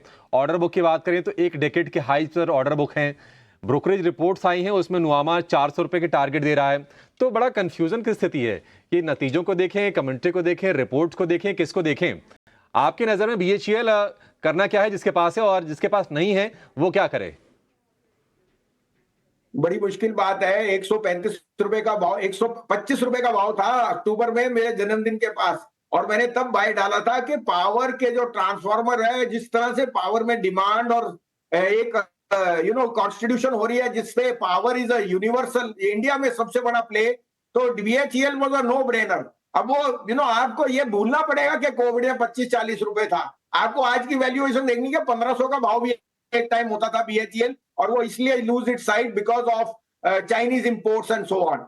मेरे हिसाब से BHEL is a must have in your portfolio, लेकिन 320 पे काफी रन अप हो चुका है, इसमें करेक्शन अनिवार्य है। मैनेजमेंट की कमेंट्री पॉजिटिव है और अर्निंग्स पे आपको क्वार्टरली परफॉर्मेंस ट्रैक करना मुश्किल है क्योंकि ये वही मौत है, ये छोटी कंपनी नहीं है। लेकिन अभिषेक जी देखिए, power and power transformer, EV charging, इन सब में बीएचईएल का बहुत बड़ा योगदान होने वाला है। तो अगर आपका 1 साल का नजरिया है तो आप इसको थोड़ा सा चेस कर सकते हैं, नहीं है तो बेटर नेम्स आपको दे दिए, क्योंकि यहाँ रिस्क रिवॉर्ड उतना फेवरेबल नहीं है कि इमीडिएटली ये आपको रन अप देगा। टेक्निकली ट्रेडिंग प्ले हो सकता है। मैं अभी यहाँ कोई ज्यादा ना बुलिश ना बेरिश, मैं साइडवेज रहूंगा जब तक एक्चुअल डिलीवरेंस नहीं आएगी। और जब मुझे सामने ही इंडिया बुल रियल एस्टेट दिख रहा है तो मुझे क्या जरूरत है, जहां मेरा पैसा दुगना होना है और मुझे सेफ्टी भी है और डिस्क्लोजर्स भी है, तो मेरे को क्या जरूरत है दूसरे शेयर देखने की। परफेक्ट है बीएचईएल को लेकर ये व्यू। इस बीच आपकी स्क्रीन पर ब्रेकिंग न्यूज़ आप देख रहे होंगे। ग्रीन न्यूज़ में एक ब्लॉक डील हुई है करीब 62 लाख शेयरों की, 1.88% इक्विटी का बड़ा सौदा हुआ है, तो इस पर आप नज़र शेयर पर जरूर रखिएगा। 409 रुपए का भाव है ग्रीन न्यूज़ का। दूसरा शेयर भसीन साहब जो आपसे हम जानना चाहेंगे वो है पीआई इंडस्ट्रीज़ का। नतीजे इसके कमज़ोर आए हैं। कामकाजी मुनाफे की बात करें, एबिडा की बात करें तो 20% का वहाँ पर हिट है और मार्जिन भी प्रभावित हुआ है। हर पैरामीटर पर नतीजे कमजोरी दिख रहे हैं। पीआई इंडस्ट्रीज, इस पर आपका क्या व्यू है सर? नहीं, मेरे हिसाब से ये एक्यूमुलेट है। देखिए, फार्मा के बिजनेस की वजह से इसके मार्जिन कम का है, लेकिन स्पेशलिटी केमिकल का बिजनेस बहुत अच्छा चल रहा है। और मुझे कोई दो राय नहीं कि जिस तरह से ये एग्रो केमिकल में बिजनेस है, बाकी बिजनेसेस हैं, ये कंपनी बहुत अट्रैक्टिव प्राइस पे है। मैंने पहले भी कहा, अगर कॉन्ट्रेरियन होना है तो speciality and agrochemical stocks are must have. SRF, Naveen, Aarti, PI industry, इनकी बास्केट बनाई है। मेरे लिए पीआई इंडस्ट्री कोई भी डिक्लाइन पे बाइंग अपॉर्चुनिटी है। सिप कीजिए, ये शेयर आपको अच्छा रिवॉर्ड देगा इन दिस ईयर। एसआईपी करनी ही आपको स्टॉक में अच्छा रिटर्न आपको देगा। अगला शेयर नतीजे अच्छे हैं डॉलर इंडस्ट्रीज के। रेवेन्यू में 23% का उछाल है। मुनाफे की बात करें मल्टी फोल्ड बढ़ा है, हालांकि छोटा बेस था उसके चलते आपको ये दिख रहा होगा। 33 करोड़ रुपए का मुनाफा पोस्ट किया है और मार्जिन भी बेहद शानदार। बस साहब नतीजे तो अच्छे हैं, लेकिन क्या आपको लगता है कि वैल्यूएशन के लिहाज से स्टॉक थोड़ा महंगा हो गया है? हाँ बिल्कुल, और मार्जिन भी बहुत अच्छे आए हैं, नतीजे भी अच्छे आए हैं, और उसमें ये फर्क पड़ा है कि कॉटन प्राइसेस है फॉलन, तो उनके मार्जिन एक्सपैंड किए हैं। देखिए आपको पता है कि इंडिया की जो डेमोग्राफिक प्रीमियम है वहां मिडिल इनकम और लोअर इनकम से स्ट्राटा बदल रहा है और वो प्रेफर्ड चॉइसेस ब्रांडिंग में जा रहे हैं। इसका बड़ा एडवांटेज डॉलर का है, तो मैं अभी इसमें होल्ड की रेटिंग दूंगा। कि आपके लिए होल्ड की सलाह है डॉलर इंडस्ट्रीज में। अगला जो शेयर है वो है गैलेक्सी सर्फेक्टेंट्स का। इसके नतीजे भी कमज़ोर दिख रहे हैं। रेवेन्यू में 5% गिरावट है, प्रॉफिट में 15% के आसपास की, और अगर मार्जिन की बात करें तो मार्जिन में करीब 2.5-3% के आसपास की कमजोरी है। गैलेक्सी सर्फेक्टेंट्स, इसके बारे में आपका क्या व्यू है सर? देखिए इसकी इक्विटी छोटी है और ये स्टॉक का जो बिजनेस है वो बहुत स्ट्रांग है, लेकिन क्वार्टरली परफॉर्मेंस ट्रैक करना मुश्किल है। एक आध क्वार्टर और वीक हो सकता है। मैं यहाँ रिड्यूस की रेटिंग दूंगा, लेकिन जैसे आपको कहा जहां मुझे विजिबिलिटी ज्यादा है, रियल एस्टेट में प्राइसेस भी पीक अच्छे चल रहे हैं, आपके एसेट्स में भी आपकी रिकवरी है, तो I would say get into good real estate name. जैसे मैंने आपको कहा India good real estate is one stock जहां मैं I can put my thumb the table and से कि आपको बहुत अच्छा पैसा बनाएगा। ठीक ठीक है, इंडिया बुल्स रियल एस्टेट कई बार जिक्र में आ गया है, वसीम साहब इस पर सुपर बुलिश हैं। चलिए एक आखिरी शेयर जिस पर आपसे व्यू चाहेंगे वसीम साहब, वह है मेट्रोपोलिस हेल्थ का। कल हमने ठीक ठाक रफ्तार शेयर में देखी है, नतीजे इसके आए हैं इनलाइन। 52 हफ्ते की ऊंचाई के आसपास ही शेयर ट्रेड कर रहा है। मेट्रोपोलिस, क्या आपको लगता है कि आगे भी दम दिखाएगा? जिसके पास है वो इसमें बने रहे? हाँ, ये ऐसा बिजनेस है, आपने देखा अपोलो हॉस्पिटल का शेयर रुकता नहीं है, और उस कारण से हेल्थ केयर और health businesses are doing extremely well. और वो लगता है मुझे एक क्योंकि देखिए इंश्योरेंस हैज कॉट ऑन बहुत रैपिडली, और इस कारण से ये कंपनियां, ये जो बिजनेस है ये बहुत प्रॉस्पर कर रहा है, लेकिन वैल्यूएशंस कंफर्ट नहीं देती, और मेरे को लगता है कि एक पीक पे पहुंच गया है। थोड़ा बहुत वेट करना चाहिए क्योंकि आप चेस कर रहे हो value, whereas on the other hand आपको ग्रोथ के स्टॉक्स बहुत अच्छे मिल रहे हैं, जहां पे आई एम सॉरी ग्रोथ को चेस कर रहे हो, वैल्यू स्टॉक्स बहुत अट्रैक्टिव मिल रहे हैं वहां पे। जैसे मैंने आपको कहा Indiabulls real estate, Hindustan Lever, ये क्योंकि रूरल इनकम बढ़ेगी तो वो बढ़ेंगे, मैरिको वो बहुत अट्रैक्टिव है।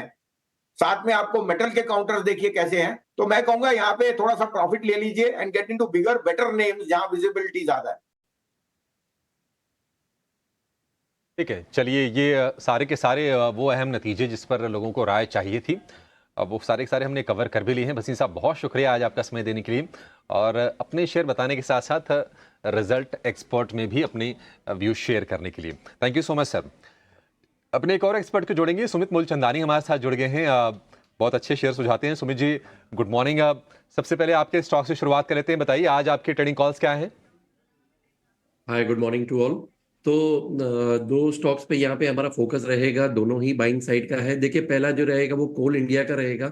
कोल इंडिया ने अपना एक कंसोलिडेशन ब्रेकआउट दिया है लास्ट 3 महीने से। आप देखिए फरवरी, मार्च, अप्रैल एंड मई राइट नाउ, तो लास्ट 3 से 4 महीने का कंसोलिडेशन है। कल का क्लोजिंग भी बहुत ही बढ़िया दिया हुआ है वॉल्यूम के साथ, तो यहाँ पे एक बाइंग अपॉर्चुनिटी हमें लग रही है for the target of 541 and 574। Stop loss maintain करेंगे 466 का। जो दूसरा स्टॉक है वो है एजिस एजिस लॉजिस्टिक्स। देखिए स्टॉक ने बहुत बढ़िया रनअप दिया था from the levels of 360 till the levels of 700। उसके बाद थोड़ा सा स्टॉक ने यहाँ पे प्रॉफिट बुकिंग दिया था, लेकिन अपना फिबोनाची 38.2 का जो लेवल है काफी अच्छी तरह से उसको सपोर्ट लेके बाउंस किया है। तो हमें लग रहा है कि ये एक यू बॉटम कैंडिडेट है, और अगर यू बॉटम के बाद ये 700 के लेवल्स को भी सस्टेन कर रहा है तो फिर एक न्यू हाई की तरफ अप्रोच करेगा। तो यहाँ पे आप बाइंग अपॉर्चुनिटी देखिए, डिप्स को यूटिलाइज कीजिए। स्टॉप लॉस मेंटेन करेंगे 607 का for the target of 744 and 790। Last Wednesday को हमने हिंदुस्तान कंस्ट्रक्शन एचसीसी का सजेशन दिया था एट द लेवल्स ऑफ 3550। कल स्टॉक ने 7%, और अगर ये हफ्ते की ही बात करें तो करीबन 15 से 18% का मूव दिया है, तो थोड़ा सा प्रॉफिट बुकिंग का सलाह रहेगा। Otherwise you can just trail your SL to 39 और वेट कीजिए 44 और 48, जो दो हमने लेवल्स को सजेस्ट किया था उसके लिए। सैटरडे के सेशन में हमने एमटीआर का सजेशन दिया था, 2 दिन में ही स्टॉक ने 10% का आपको मूव दिया है, तो थोड़ा सा यहाँ पे प्रॉफिट बुकिंग पे ध्यान दीजिए। कैसर एमटीआर आपका मेरे को याद है दूसरे गेस्ट के साथ भी मैच हो गया था और आपके दोनों के ही टारगेट्स ऑलमोस्ट लगे हैं। थोड़ी बहुत प्रॉफिट बुकिंग कर लेनी चाहिए अगर आप इस शेयर के साथ हैं। 200-250 रुपये चल रहा था, मेरे को अच्छे से याद है आपका एमटीआर का। अब आते हैं कुछ और स्टॉक्स पे। जरा लक्स इंडस्ट्रीज़ का चार्ट दिखाएंगे। लक्स इंडस्ट्रीज़ का मैं थोड़ा टेक्निकल ब्रेकआउट वाले शेयर लेता हूँ, फिर अविनाश सर से भी एक क्वेश्चन लूँगा। संतोष सर, जरा आप देखते हैं ना लक्स इंडस्ट्रीज़, ये आज चल सकता है क्या? कल की तो ठीक थी क्लोजिंग, वॉल्यूम भी ठीक था कल तो।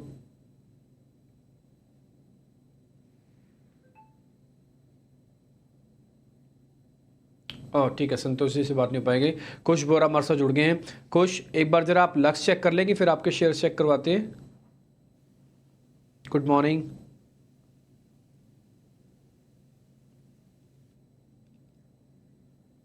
ठीक है, उन तक भी आवाज़ नहीं जा रही है लग रहा है। एक काम करें, दोनों का ना आप आवाज़ वापस से चेक करके फिर से जोड़ो इनको। जब तक एक काम करें, जिन तक आवाज़ जा रही है और उनकी आवाज़ हमारे तक आ रही है, वो है सुमित मूलचंदानी।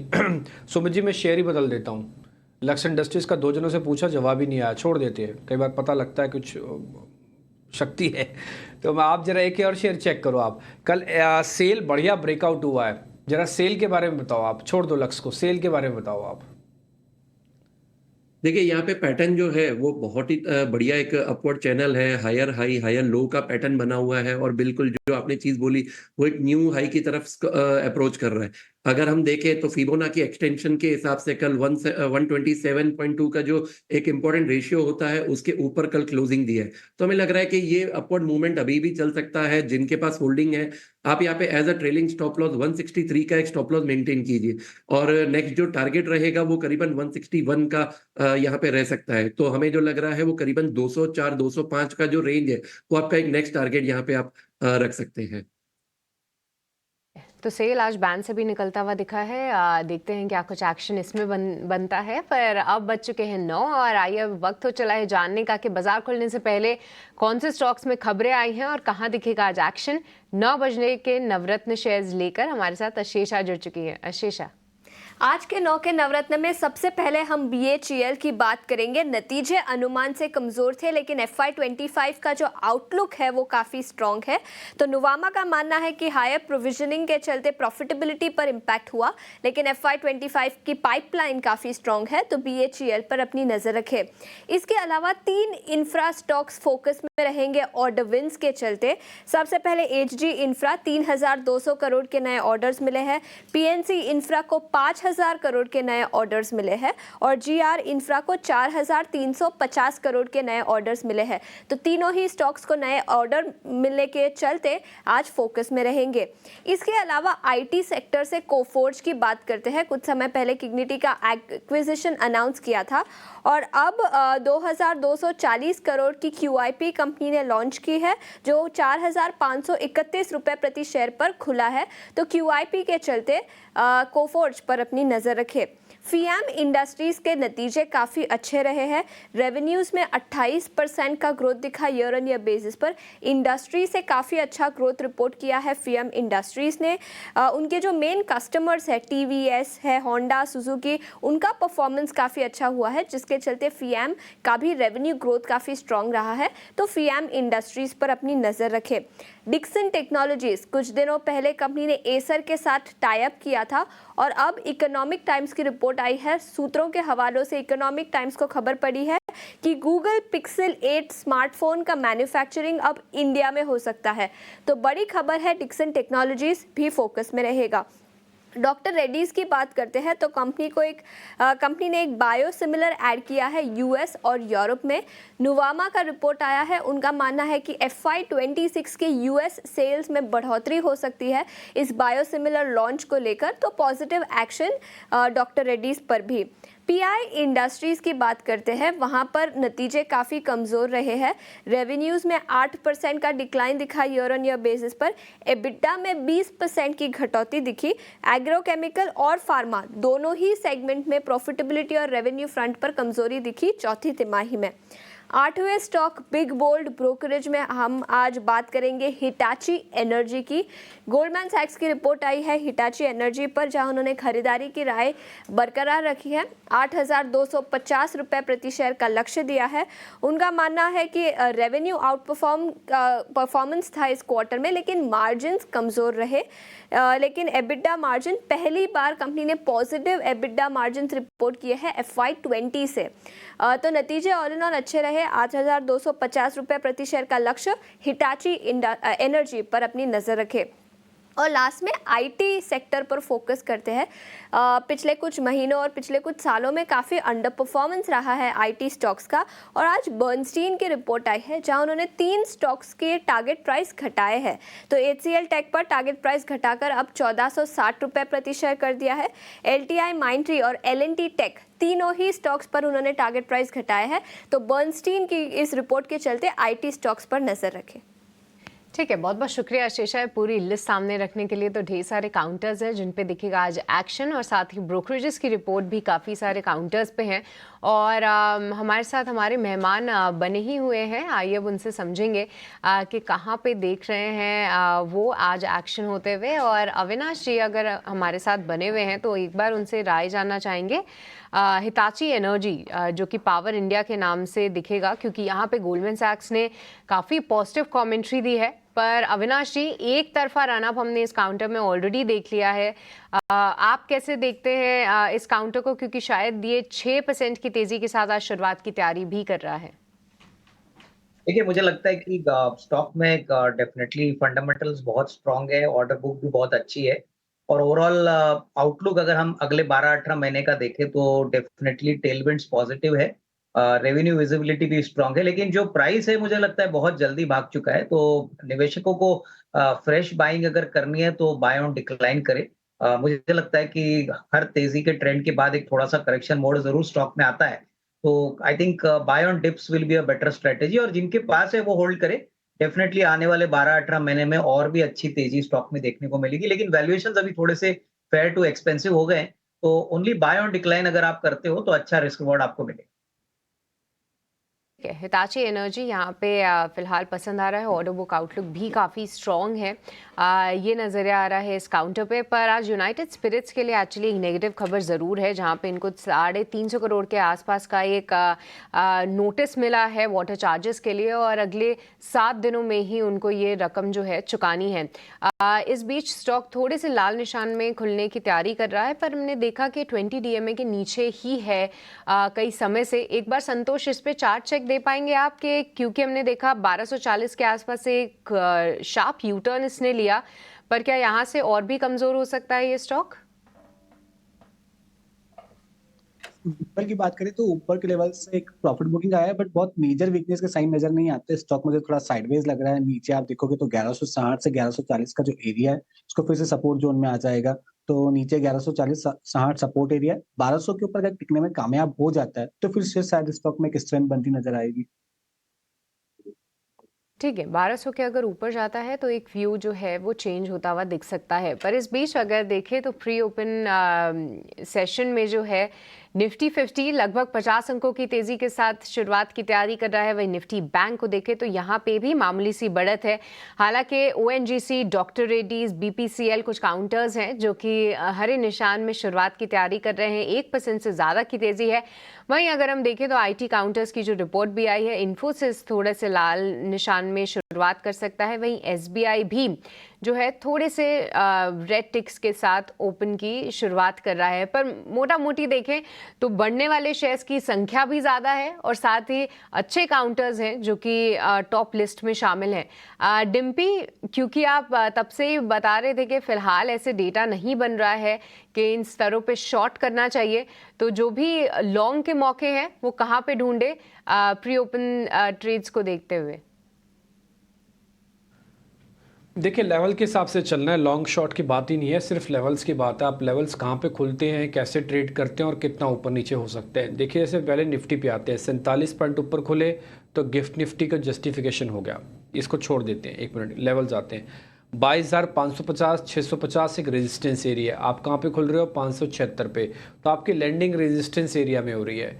और अगर आप कल का हाई भी चेक करेंगे तो ऑलमोस्ट इसी के आसपास का बना हुआ है।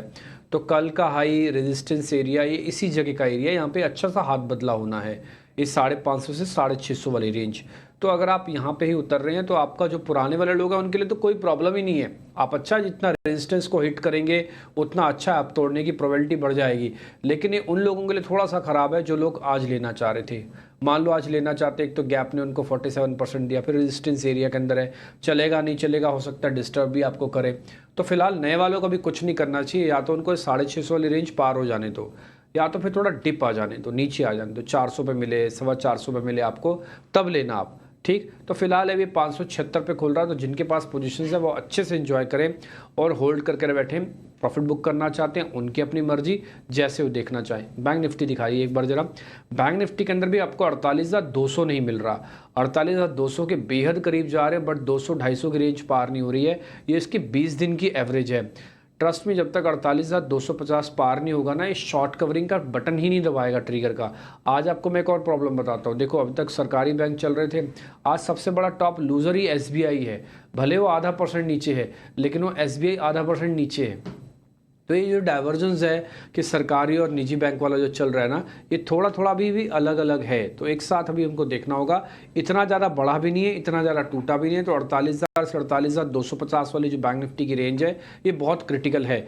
या तो इसको ब्रेक करके नीचे आ जाए तब प्लस करना, या तो ब्रेक करके ऊपर चला जाए तब प्लस करना। ये 48,000 से 48,250 की रेंज सिर्फ चेकिंग की रेंज है, देखने की रेंज है कि डाटा या फिर पावर किस तरफ बनती हुई दिख रही है। 1-1.5 मिनट के बाद बाजार खुल जाएगा। जो टॉप गेनर्स है उसमें ऑलरेडी आपको सृष्टि ने बताया, ONGC है, BPCL है, दोनों तीनों सरकारी कंपनीज ऊपर चल रही हैं। आप देखिएगा ये जो सरकारी कंपनीज, PLI वाला सेगमेंट, इंटरेस्ट रेट वाला सेगमेंट, रेलवेज वाला, डिफेंस वाला, ये थोड़े अभी और एक्टिव रहेंगे।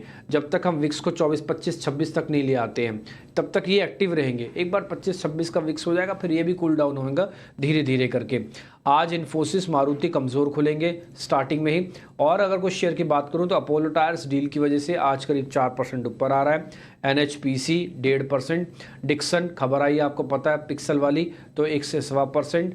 इसके अलावा डिलीवरी 1%, ऑयल इंडिया करीब 1%, ये ऊपर खुल रहे हैं। BHEL के अंदर आज कट लगेगा 5% का।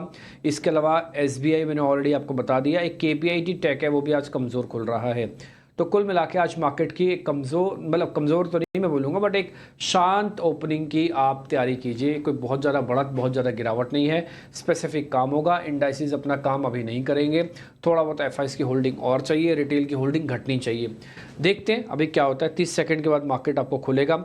इसके अलावा 1-2 कैश के शेयर्स हैं वो भी आपको बताता हूँ। एक्शन कंस्ट्रक्शन है, बढ़िया ब्रेकआउट हो रहा है। मैं ये छूट गया मेरे से पूछना, या 4% गैप के साथ खुल रहा है। आपको इंफ्रा वाली कंपनीज के बारे में अभी आशीषा बता रही थी, उनको ऑर्डर्स मिले हैं 3 इंफ्रा कंपनी, उसमें एक PNC इंफ्रा भी था, 3%, ये भी ऊपर खुल रहा है। तो फिलहाल मार्केट आज अपनी ओपनिंग कर रहा है। एडवांस डिक्लाइन ठीक होना चाहिए मेरे हिसाब से कम 1200-1300 शेयर तो आने ही चाहिए। देखते हैं कितने मिलते हैं शेयर हमको ओपनिंग के अंदर ही। एक्जैक्टली 1300 ही शेयर मिले हमको और करीब 300 शेयरों का डिक्लाइन आया यहाँ पे। 41 पॉइंट की पहले बढ़त के साथ मार्केट ने ओपन किया। बैंक निफ्टी आ गया नीचे 48,000 के। बस यही मेरी प्रॉब्लम है कि या तो 48,000 और 48,250 पूरी रेंज जब तक ब्रेकआउट ब्रेकडाउन नहीं करती मत करना कुछ भी एक्सपेरिमेंट। निफ्टी भी धीरे धीरे करके अपने पॉइंट्स को 10-20 पॉइंट करके खिसका रहा है नीचे की तरफ। 22,550 के आसपास है। ये 22,500 बहुत क्रिटिकल है, 2 दिन से इसके ऊपर क्लोज कर रहा है। ये खोना नहीं चाहिए, खोएगा नुकसान तो भले ज़्यादा नहीं होगा, बट हाँ आप एक बार के लिए दूसरी रेंज यानी कि 22,400 को टेस्ट करने के लिए जा सकते हो। फिर 100 पॉइंट आपको स्क्रीन पे फालतू में दिखेंगे टूटे हुए। तो इसलिए 22,500 और इसी तरह से बैंक निफ्टी के अंदर 48,000 जब तक बचा हुआ है तब तक वैसी कोई दिक्कत नहीं है, कोई प्रॉब्लम एज सच मेरे को तो नहीं दिख रही है। आ जाते हैं फटाफट से शेयर्स पे, जरा स्क्रीन पे दिखाते जाइएगा। अपोलो टायर्स दिखाइए, BPCL दिखाइए, दोनों पे आपको पता ये खबर भी है इसके अंदर अपोलो टायर्स के अंदर। तो इसके अलावा जो शेयर तेज़ हुआ है स्टार्टिंग में डॉक्टर रेड्डीज़ है उसको आप दिखा सकते हैं, डॉक्टर रेड्डीज़, ठीक है। BPCL आप वो दिखाइए, डिविस लैब वो भी दिखाइए आप, ONGC वो भी दिखा सकते हैं आप। तो शुरुआत में कुछ एक शेयर है। कोल इंडिया के मोमेंटम कल भी बना था, आज भी बना है, वो भी आपको चलता हुआ दिखेगा। तो कोल इंडिया भी इस समय का आपकी लिस्ट में होना चाहिए शेयर्स। जो कमज़ोर है उसमें इन्फोसिस, मारुति और SBI, ये कुछ एक शेयर्स हैं जो आज आपको कमज़ोरी के साथ ट्रेड करते हुए दिख रहे हैं। इनके शुरुआत में कमज़ोरी। अच्छा, जिन्होंने साल का हाई टेस्ट किया है वो है power grid, Tata steel, Hindalco और कोल इंडिया। इन्होंने साल का हाई टेस्ट कर दिया। इसके अलावा आप दिखाइए एक्शन कंस्ट्रक्शन को, आप दिखाइए पावर इंडिया को, ठीक, आप दिखा सकते हैं इस बीच डिक्सन टेक्नोलॉजीज़ को, हिंदुस्तान कॉपर को। ये कुछ एक और शेयर है जिन पे कहीं ना कहीं कोई ना कोई न्यूज़ फ्लो था और ये न्यूज़ फ्लो आपके इम्पैक्ट यहाँ पे दिखाता दिख रहा है और ज़्यादातर शेयर्स इस समय आपको ऊपर दिखेंगे। एडवांस डिक्लाइन की रेशो ख़राब नहीं हुई है खुलने के बाद, अभी तो 1500 शेयर एडवांसेस में है और 300 साढ़े 300 शेयर हैं। देखो निफ्टी कोशिश कर रहा है कि 22,550 भी होल्ड करे, 500 तो खैर है ही है इंपॉर्टेंट, ये एक बार देखते हैं। Same with the bank Nifty, और वो 500 शेयर भी दिखाना प्रोड्यूसर साहब जो हम सुबह जाके चेक करते हैं, थोड़ा वेटेज के हिसाब से ज़रा चेक कर लेंगे। TCS हर निशान में, ठीक है, इन्फोसिस भी दिखाओ हर निशान में, जरा HUL और दिखा दो, HUL दिखा दो और HDFC बैंक दिखाना और रिलायंस इंडस्ट्रीज़ दिखाना। ये तीनों शेयर और स्क्रीन पे दिखा दीजिए। HUL भी हरे निशान में, रिलायंस इंडस्ट्रीज़ और दिखाइए जरा जल्दी से, फिर हीट में आपकी तरफ बढ़ेंगे आगे, देखेंगे। HDFC बैंक भी ठीक है, पॉजिटिव है, रिलायंस में भी कोई खास बड़ी दिक्कत तो मेरे को नज़र नहीं आ रही है। चलिए कुल मिला के सारी चीज़ें अब तक तो मेरे को ठीक दिख रही हैं। रिलायंस भी करीब 8 रुपये ऊपर आपको स्क्रीन पर दिखेगा। हीट में आपके जरिए आप मोटा मोटी मार्केट चेक कर लीजिएगा। इंडिया विक्स करीब 1% ऊपर है, ये 22 तो हो गया है। हमने 25 तक का आपको कहा है कि आ जाएगा, डरना नहीं। 25 का विक्स बाजार अब तोड़ेगा नहीं। 25 का विक्स सिर्फ अपना काम पूरा कर रहा है, वो सिर्फ फियर को दिखा रहा है, फियर है नहीं है एग्जैक्टली मार्केट में। आप देखेंगे स्क्रीन थोड़ी बटी हुई है, आधी स्क्रीन हरी आधी लाल निशान में है। ये इंडिकेशन दे रहा है कि मार्केट के अंदर बढ़ने और गिरने वाले शेयरों का परसेंट भी चेक करोगे ना तो आपको डलनेस से दिखेगी। 1-1.5% डॉक्टर रेड्डीज टॉप गेनर बन गया, SBI 1 से 1.5% की गिरावट गया, टॉप लूजर हो गया। तो बाजार अभी फिलहाल थोड़ा शांत है, रेंज के अंदर काम करेगा, देखते हैं क्या होता है। फिलहाल ओपनिंग डाटा बहुत ही शांत, बहुत ही पोलाइट है। थोड़ा बहुत बैंक निफ्टी की प्रॉब्लम हो रही है, जैसे मैंने आपको स्टार्टिंग में भी कहा था, इसका जब तक 20 डेज़ का एवरेज पार नहीं होगा बैंक निफ्टी कमज़ोर कड़ी के तौर पर गिना जाएगा। वो अभी दिख रहा है, आप देखो 90 पॉइंट वो नीचे जा चुका है। अब आपको सृष्टि बता रहे हैं छोटे मझोले शेयर्स के बारे में, फिर हम ओपनिंग के सौदे लेंगे। जी हाँ, एक्शन भरपूर है, पर इस बीच नतीजों के दम पे पेटीएम पे आप फोकस रखें क्योंकि यहाँ पे कंपनी के नतीजे आए हैं। पेटीएम ने इस बार फिर से जो है एक लॉस दर्ज किया है। कंपनी का जो अब लॉस है वो 550 करोड़ पे है। हमारी उम्मीद का 350-400 करोड़ के आसपास थी, तो उससे तो थोड़ा बड़ा वही दिखा है। EBITDA लॉस भी 223 करोड़ पे आया है। हालांकि आय में साल दर साल देखें तो मामूली सी 3% की ही गिरावट हमें देखने को मिली है, पर एडजस्टेड EBITDA क्योंकि ESOPs के कॉस्ट को अगर हम हटा के देखेंगे तो वहां पे 56% की गिरावट आई है। तो पेटीएम के नतीजे बहुत ज़्यादा खास तो नहीं है। जी हाँ, फिर से एक बार कंपनी ने लॉस दर्ज किया है और हम देख रहे हैं कि स्टॉक में भी 1% से ज़्यादा की गिरावट है। पर इसके अलावा कुछ और कंपनीज की बात करें जहां पे एक्शन भरपूर है, तो JK टायर्स देखिए अच्छे नतीजे आए थे। कंपनी ने कमेंट्री भी काफ़ी पॉजिटिव साइड दी कि आने वाले समय में जो है रॉ मटेरियल बास्केट को लेकर भी बहुत ज़्यादा नेगेटिव नहीं है, वहां से थोड़ा इम्पैक्ट हो सकता है। पर SUV टायर्स में कंपनी का जो फोकस काफ़ी ज़्यादा है और आगे चल के प्रीमियमाइजेशन के चलते इनके मार्जिन को भी सपोर्ट मिलेगा। यहाँ पे 8% की तेज़ी। हिंदुस्तान जिंक यहाँ पे तेज़ी लगातार बरकरार है, फिर से एक 8% का उछाल हम इस काउंटर में देख रहे हैं। कुछ फार्मा काउंटर्स भी एक्शन में है। मोरेपिन लैब्स यहाँ पे 7% की तेज़ी दिखा रहा है। इसके अलावा HG इंफ्रा यहाँ पे 6.5% की तेज़ी। और मेट्रोपोलिस हेल्थ केयर देखिए हम बता ही रहे थे कि अच्छे नतीजे आए हैं कंपनी के, और उसके बाद 5% का उछाल हम इस काउंटर में देख रहे हैं। हिताची एनर्जी भी 5.5% की तेज़ी दिखा रहा है और शक्ति पंप्स भी रुकने का नाम नहीं ले रहा है, यहाँ पे भी 5% का उछाल है। कुछ गिरने वाले शेयर्स में बात करें तो गुजरात स्टेट फर्टिलाइजर्स यहाँ पे 7% की कमजोरी है। उसके अलावा महाराष्ट्र सीमलेस भी 5% कमजोर है और लार्ज कैप्स में BHEL ये 4.5% की कमजोरी फिलहाल दिखा रहा है। तो कई सारा स्टॉक स्पेसिफिक एक्शन भरपूर है। पर जी हाँ, इंडेक्स की बात करें तो दोनों ही इंडेक्स जो हैं अभिषेक फिलहाल जो है लगभग सपाट ही कारोबार कर रहे हैं। पर मिड कैप इंडेक्स में जाना है और आप देख रहे हैं कि स्क्रीन पे भी आपको दिखाई दे रहा है कि मिड कैप इंडेक्स जो है फिलहाल रिकॉर्ड ऊंचाई पे आता हुआ दिख रहा है। अभिषेक बिल्कुल, मिड कैप इंडेक्स रिकॉर्ड ऊंचाई पर पहली बार 52,300 के पार निकला है। और अगर आप ब्रॉडर मार्केट को देखेंगे तो आज आपको 1400 से ज़्यादा शेयर हरे निशान वाले हैं और इसके मुकाबले 600 शेयर हैं करीब करीब लाल निशान में। तो वो जो आप देखेंगे एडवांस डिक्लाइन का जो रेशियो है ना, वो पूरी तरह से तेजी के पक्ष में ही है। हालांकि बाजार सपाट है, अगर आप हेडलाइन इंडेक्स देखेंगे तो आपको सपाट कारोबार दिखेगा। निफ्टी 22,530 के आसपास और निफ्टी बैंक आप देखेंगे तो वहां पर 146 अंकों की कमजोरी है निफ्टी बैंक में। हालांकि कल भी मैं देखा था कि डिफेंस वाले शेयर चल रहे थे, रेलवे वाले शेयर चल रहे थे, आज वहां पर भी सिलेक्टिव एक्शन पूरी तरह से बना हुआ हम देख रहे हैं। लेकिन चलिए फटाफट अब ये समझ लेते हैं कि आज इस शुरुआत के बीच आपको ट्रेड के मौके कहां पर मिल रहे हैं और लेकर आएंगे ओपनिंग ट्रेड।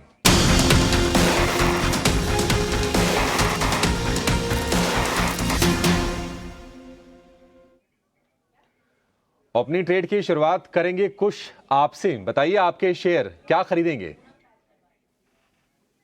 जी अभिषेक, सो यहाँ पे STI हमें काफी अच्छा लग रहा है। एक 235 का रेजिस्टेंस था जिसको कल क्रॉस किया था, आज उसके ऊपर सस्टेन कर रहा है। तो यहाँ पे आप इसको 250 255 के दो टारगेट्स के लिए लॉन्ग करना चाहें तो बिल्कुल कंसिडर कर सकते हैं। यहाँ पे एक रेजिस्टेंस जो मैंने बताया 235 का, वो सपोर्ट के तौर पे एक्ट करेगा, तो उसे स्टॉप लॉस बना दें। तो 255 के इवेंचुअल टारगेट के लिए 235 के स्टॉप लॉस के साथ STI को अपने रेडार पे रख सकते हैं। 235 का स्टॉप लॉस, 255 का टारगेट, नजदीक का स्टॉप लॉस, थोड़ा सा दूर का टारगेट। शिपिंग कॉर्पोरेशन हम देख रहे हैं कि इसमें मोमेंटम में भी बना हुआ है और आज भी करीब करीब ये 2% ऊपर शेयर कारोबार कर रहा है। 200 रुपए तक ये फिसला, उसके बाद सपोर्ट लेके शेयर अच्छे से चल रहा है। शिपिंग कॉर्पोरेशन है कुश बोहरा के रडार पर। सुमित जी, आपका शेयर कौन सा है, आप क्या खरीदेंगे? तो यहाँ पे दो स्टॉक्स को मैं रिकमेंड करना चाहूंगा। पहला देखिए F&O का है अल्ट्राटेक सीमेंट, काफी अच्छा एक ब्रेकआउट कैंडिडेट है। यहाँ पे अगर आप लोअर टाइम फ्रेम पे देखेंगे तो कप एंड हैंडल का भी ब्रेकआउट आ रहा है। तो यहाँ पे 9930 करंट मार्केट प्राइस है, 9770 का स्टॉप लॉस मेंटेन करेंगे और हमें लग रहा है कि टारगेट अपना 10,200 10,200 के अप्रोक्सीमेटली आपका पहला टारगेट रहेगा। जो दूसरा स्टॉक है देखिए इंडियन ह्यूम पाइप, काफी टाइम के बाद अपना एक कंसोलिडेशन का ब्रेकआउट दिया था। वीकली कैंडल पे भी आप देखेंगे तो फ्लैग एंड पोल का ब्रेकआउट आया हुआ है, तो यहाँ पे एक्यूमुलेशन की सलाह रहेगी। इंट्राडे में अगर किसी को देखना हो तो यहाँ पे आप 2 से 5% का एक मूव एक्सपेक्ट कर सकते हैं। अदरवाइज 339 का एक स्टॉप लॉस मेंटेन कीजिए फॉर द टारगेट ऑफ 380। ठीक है, 380 के टारगेट के लिए इंडियन ह्यूम पाइप और 6% की तेजी ऑलरेडी इसमें हो रही है, बावजूद इसके इस पर कन्विक्शन है सुमित जी का। और दूसरा अल्ट्राटेक 9,770 का स्टॉप लॉस, 10,200 का टारगेट आपके लिए अल्ट्राटेक में, ये सुमित जी की तरफ से। बेहतरीन दो शेयर्स। संतोष, आप बताइए आपके स्टॉक्स कौन से हैं और दोनों तेजी के ही सौदे हैं या फिर कुछ सेल भी करेंगे आप? नहीं, मेरा बाइंग साइड ये, मेरा थोड़ा सा फोकस अभी IT और FMCG पे हो रहा है। तो FMCG में सुबह मैंने मारिको दिया था, अभी मुझे सॉरी डाबर दिया था, अभी मुझे मारिको अच्छा लग रहा है। मारिको में एक बहुत ही अच्छा ब्रेकआउट आया है, तो सुबह डिम्पी ने भी हाईलाइट किया था, तो इसमें नजर रखिए। 620 के टारगेट रहेंगे, 595 का स्टॉप लॉस रहेगा। दूसरा मुझे परसिस्टेंट अच्छा लग रहा है, यहाँ पे नजर रखिए। यहाँ पे टारगेट रहेगा मेरा 3620 का, स्टॉप लॉस रहेगा 3520। देखो और परसिस्टेंट, ये दो शेयर हैं संतोष जी के रडार पर आपके लिए तेजी के सौदे। अविनाश जी, आप जरा JK टायर जरा चेक कीजिए। बेहतरीन तेजी हम कुछ सत्र से देख रहे हैं। आज लगातार 6वां-7वां सत्र होगा JK टायर में तेजी का। आप ये बताइए कि JK टायर आप कितना रनअप देख रहे हैं, क्योंकि जो नतीजा है बहुत ही अच्छे रहे। मुनाफे में करीब 56% के आसपास का जंप हमने देखा है। JK टायर आपको कैसा लग रहा है शेयर सर? ये अभिषेक, नंबर्स जो JK टायर्स के आगे हैं मेरे ख्याल से बहुत ही दमदार नंबर है, और जिस प्रकार का वॉल्यूम ग्रोथ कमर्शियल व्हीकल और पैसेंजर कार सेगमेंट में हो रहा है, मुझे लगता है कि यहाँ से भी अच्छी खासी बढ़त पॉसिबल लग रही है। तो करीबन 525-530 का एक अच्छा रीजनेबली मीडियम टर्म टारगेट आप देख सकोगे, अगर नजरिया 12-15 महीने का है, क्योंकि रबर प्राइसेस भी थोड़े से सॉफ्ट हो चुके हैं, वॉल्यूम ग्रोथ भी अच्छा है और प्लस एक्सपांडेड कैपेसिटी का बेनिफिट कंपनी को मिलेगा। तो डेफिनेटली करंट लेवल से भी अगर खरीदना है तो अच्छी खासी रिस्क रिवॉर्ड आपको बनेगी। ठीक है। एक दो शेयर जरा और चेक करवा लेते हैं। गोदरेज प्रॉपर्टीज़ को चेक करते हैं। हालांकि बिल्डअप और प्राइस एक्शन उतना स्ट्रांग नहीं है, बट फिर भी कल भी थोड़ी बहुत कवरिंग हुई थी, आज भी स्टार्टिंग में उतना ख़राब नहीं है। सुमित जी एक बार जरा चेक करना गोदरेज प्रॉपर्टीज़, ये शेयर ठीक लग रहा है? मैं बहुत बड़े प्रॉफिट्स के लिए तो नहीं जा रहा, लेकिन हाँ फिर भी 100-150 रुपये चाहिए तो। देखिए यहाँ पे स्टॉक ने एक रिजेक्शन लिया था on the 7th of May, और देखने चाहे तो 2 दिन पहले भी सेम एरिया से रिजेक्शन मिला था। तो मैं यहाँ पे थोड़ा सा वेट करूंगा। स्टॉक जैसे ही 2850 के ऊपर अगर सस्टेन कर रहा है तो फिर बिल्कुल आपने जो एक्सपेक्टेशन की, तो यहाँ पे हम भी एक एक्सपेक्टेशन रख रहे हैं कि 3 से 5% का मूव आ सकता है। तो जिनके पास होल्डिंग है, आप 2760 के एक स्टॉप लॉस को मेंटेन कीजिए और बाय कंडीशन को रखिए। यानी आप ये कह रहे हैं कि थोड़ा बहुत लिया जा सकता है यहाँ पे। ठीक है, एक बार जरा मैं आपको HDFC बैंक दिखा देता हूँ। वो लाल निशान में आ गया और बैंक निफ्टी ने करीब 48,000 तो ब्रेक किया हुआ, आपको पता ही है। ये 47,800-900 के बीच में ना अपनी पैर जमाने की कोशिश कर रहा है। शुरुआती डाटा उतना स्ट्रांग नहीं है हाँ बैंक निफ्टी का, थोड़ा HDFC भी मैंने आपको नोटिस करवा दिया, लेकिन फिर भी अभी भी आप देखो विक्स खुला था आज करीब 2% ऊपर, विक्स धीरे धीरे करके नीचे आ रहा है, 2194 पे आ गया। तो मेरा ऐसा मानना है कि अगर आपको कोई भी एक्सपेरिमेंट करना है तो आप निफ्टी के साथ करना आज, अभी बैंक निफ्टी के साथ मत करना। जो भी एक्सपेरिमेंट करना, मान लो जिसको भी तेज़ी का एक्सपेरिमेंट करना है, कॉल लेनी है या फिर थोड़ा बहुत पोजीशन ले, वो निफ्टी के साथ एक्सपेरिमेंट करना, बैंक निफ्टी के साथ मत करना अभी। आगे बढ़ते हैं, एक दो शेयर जरा और चेक करवा लेते हैं जहाँ पे मार्केट का आज मोमेंटम अच्छा है, बढ़िया है। अच्छा, ये मैरिको तो सर ने दे ही लिया ऑलमोस्ट। एक शेयर और भी है लिस्ट में, ये हिंदुस्तान कॉपर दिया था संतोष सर आपने, इसका बिल्डअप बहुत बढ़िया है। आज जिसको शुरुआती गेन हो रहा है, क्या वो अभी और बना के रखे अपनी position sir? Yes Dimpy, normally हमने देखा है कि स्टॉक स्ट्रॉन्ग रहता है और F&O बैंड से बाहर आता है तो उसमें एक 5-6% का मूव आने के चांसेस काफी ज्यादा रहते हैं, तो बने रह सकते हैं। मे बी इंट्राडे में कोई डिप मिल जाए, बट चांसेस है कि 420 के लेवल, 425 के लेवल दिखा सकता है, तो अपना स्टॉक सेल करते चलिए और होल्ड रखिए। नहीं सर, डिप देगा ये, मेरे को तो लगता नहीं है, क्योंकि इसका डाटा बहुत ही स्ट्रॉन्ग है। एक बार इसकी फ्यूचर वाली प्लेट आप दिखा सकते हैं प्रोड्यूसर साहब, एक बार इसकी जरा फ्यूचर वाली प्लेट दिखाइए हिंदुस्तान कॉपर की, और मेरे को लगता नहीं कि जल्दी जल्दी नीचे आएगा। ठीक है, देख लेते हैं एक बार। आप ये कह रहे हैं कि 403 के आसपास मिल जाए तो ये देखो, चेंज इन ओपन इंटरेस्ट आपको 16% का दिख रहा होगा, ये मतलब कम है। आप कोई शेयर ढूंढेंगे तो शायद आपको मिलेगा भी नहीं इस तरह का। ठीक है जी, आगे बढ़े। एक दो शेयर है जरा अभी जब शॉर्टिंग है ना, वो भी पता कर लेता हूँ, ऐसा नहीं कि सिर्फ मैं तेज़ी वाले शेयर है। एक बार जरा एडवांस डिक्लाइन और दिखाना आप, एडवांस डिक्लाइन दिखाइए F&O वाली, जिसमें F&O के शेयर्स आते हैं बढ़ने और गिरने वाले, वो वाली प्लेट दिखाना। वो थोड़ी भी डिस्टर्ब्ड है अभी, वो 80 और 20 करीब 120, हाँ ऐसे 100 शेयर होंगे। ठीक है जी, 100 शेयर बढ़े हुए हैं और इसी तरह से 78 शेयर है अभी नीचे। थोड़ा और पकने दो मार्केट को, फिर उतर के आना। एक शेयर में ज़रा और चेक कर लेता हूँ, उस शेयर का नाम है BHEL। आज शायद रिकवरी नहीं करेगा, एक बार चेक करवा लेते हैं। कुछ एक बार जरा आप चेक करना BHEL की रिकवरी के चांसेस कितने डिम हैं आज ये कितनी रिकवरी कर सकता है? देखिए, there is a good possibility कि रिकवरी कर जाएगा। अब एवरीथिंग कंसिडर्ड, अगर हम आज का भी लो देखें तो 295 है, वहां से भी स्टॉक ने ऑलमोस्ट 10 से 12 रुपए की रिकवरी ऑलरेडी दिखा दी है। तो आई वोंट बी सरप्राइज्ड कि may be not all the way up until the green territory, लेकिन कुछ और रिकवरी यहाँ पे बिल्कुल पॉसिबल है। What I am interested in कि अगर पोजिशनली कोई इसको लेना चाहे तो मुझे लग रहा है कि ये 300 के आसपास का जो डिप आया है, ये आपके लिए एक अच्छा एंट्री लेवल साबित हो सकता है। हालांकि टिपिकली स्टॉक ने जब फॉल दिखाई है तो जो इसका 20 डे मूविंग एवरेज है 285 290 के करीब, वहां तक डिप होता है और फिर वहां से रिबाउंड करता है। बट जिस तरीके का PSU में फ्लेवर है, शायद ऑल द वे वहां तक डिप ना भी करे। तो मेरे हिसाब से किसी को फ्रेश एंट्री चाहिए तो पार्ट क्वांटिटी में BHEL में इस डिप में एंट्री कर सकते हैं। जैसा मैंने बताया, एक अच्छा सपोर्ट जोन जो है 285 के करीब आता है, एंड नियर टर्म में 320 325 के जो रिसेंट हाइस बने थे वो आपके लिए ऐसे टारगेट एक्ट करेंगे और उसके ऊपर के लेवल्स भी देखने मिल सकते हैं। आज रिलायंस इंडस्ट्रीज ने निफ्टी को थोड़ा ऊपर कर रखा है और HDFC ने निफ्टी को नीचे कर रखा है। इसका पूरा इम्पैक्ट चेक करना होगा तो बैंक निफ्टी चेक करो। आप रिलायंस इंडस्ट्रीज दिखाओ, साथ ही HDFC दिखाओ, दोनों शेयर एक साथ दिखा सकते हो, जरा स्क्रीन पर वो भी दिखाना, आपको दिखेगा दोनों का अलग अलग इम्पैक्ट, वेटेज कैसे पकड़ती है और वेटेज कैसे छोड़ती है चीज़ें। रिलायंस इंडस्ट्रीज 2.25% ऊपर है, ठीक है जी, 0.25%, और ये पूरे हफ्ते की रेंज का ब्रेकआउट कर रहा है। और ध्यान दीजिएगा, ये मार्केट को भी ना 22,550 650 वाली रेंज में प्लेसमेंट करवाने के लिए बहुत इंटरेस्टिंग है। अगर आप रिलायंस इंडस्ट्रीज को देख के बैंक निफ्टी देख रहे हो तो आपको कुछ नहीं दिखेगा। इसलिए मैंने आपसे कहा कि आज कोई भी एक्सपेरिमेंट करना हो ना आपको, तो आज सारे एक्सपेरिमेंट आप निफ्टी के साथ करना। बैंक निफ्टी में उतना अभी थोड़े मेहनत करनी पड़ेगी। एक्चुअली में क्या है ना, जो लेवल्स आएंगे तो फिर कैसे चलेगा, कैसे मंदिरों का दम इतना है, उनमें इतना प्रेशर है, उनमें इतना कॉन्फिडेंस है कि वो कहते हैं आप तोड़ के तो दिखाओ, आप 3 से तोड़ नहीं पा रहे हो। तो जब तक उनका कॉन्फिडेंस ब्रेक नहीं होगा ना, चलेगा नहीं जल्दी जल्दी। ठीक है जी, आप देखो निफ्टी के अंदर आ गई है बढ़त करीब 40 पॉइंट की, और बैंक निफ्टी अभी भी आपको लाल निशान में दिख रहा है। वजह सिर्फ डिफरेंसेस आपको दिख रहा है।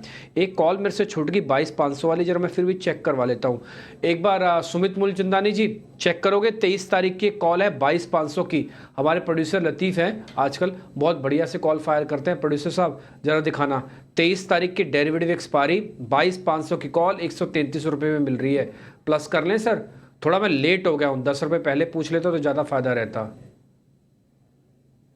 देखिए यहाँ पे मोमेंट तो अभी निफ्टी में जैसे कि आपने बोला कि काफी अच्छी है, और हमारे हिसाब से जो रेजिस्टेंस है अब वो ब्रेक होने पे है। स्पॉट लेवल पे आप देखेंगे तो 22,580, अगर ये लेवल सस्टेन हो रहा है तो यहाँ से मार्केट करीबन 100 से 150 पॉइंट का मूव दे सकता है। तो यहाँ पे अगर हम कॉल की जहाँ पे बात करें तो बिल्कुल आप करंट मार्केट प्राइस है 130 का, आप यहाँ पे बाय कीजिए। मुझे लग रहा है कि स्टॉप लॉस जो मेंटेन करेंगे करीबन हम यहाँ पे मेंटेन करेंगे 90 के नीचे 88 का, और टारगेट जो रहेगा वो करीबन यहाँ से 215 का रहेगा।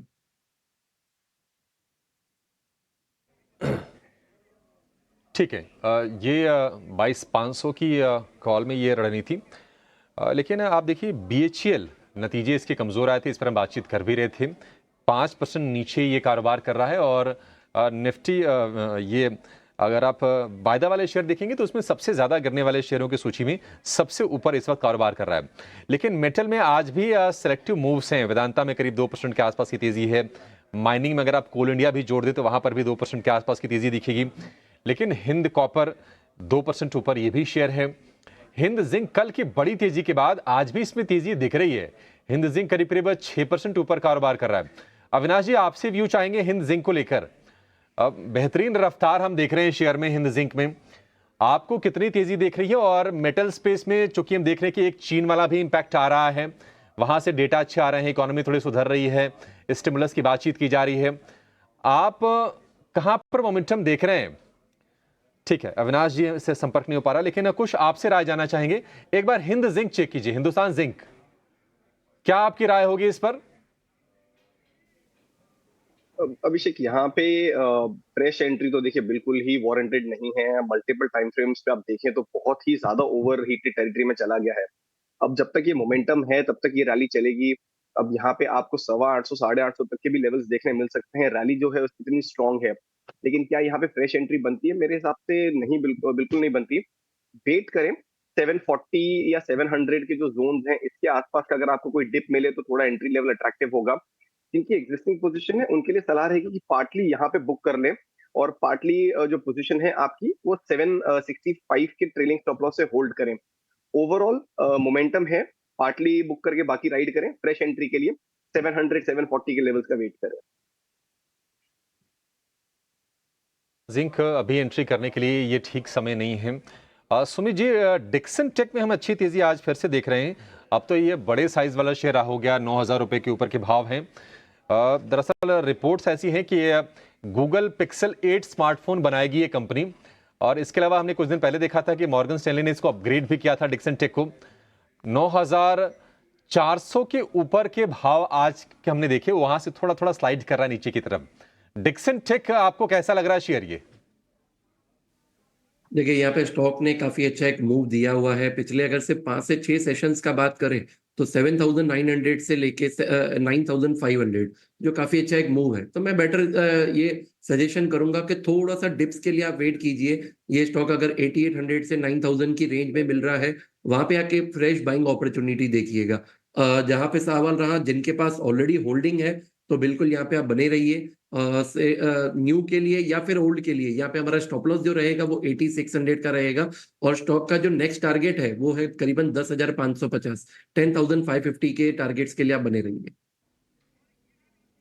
ठीक है, 10,550 के टारगेट के लिए डिक्सन टेक में बने रहने की सलाह है। आज हम देख रहे हैं कि जो सरकारी इंश्योरेंस कंपनीज हैं, जीआईसी, आरई या फिर न्यू इंडिया एश्योरेंस, वहाँ पर हमें तेज़ी देखने को मिल रही है।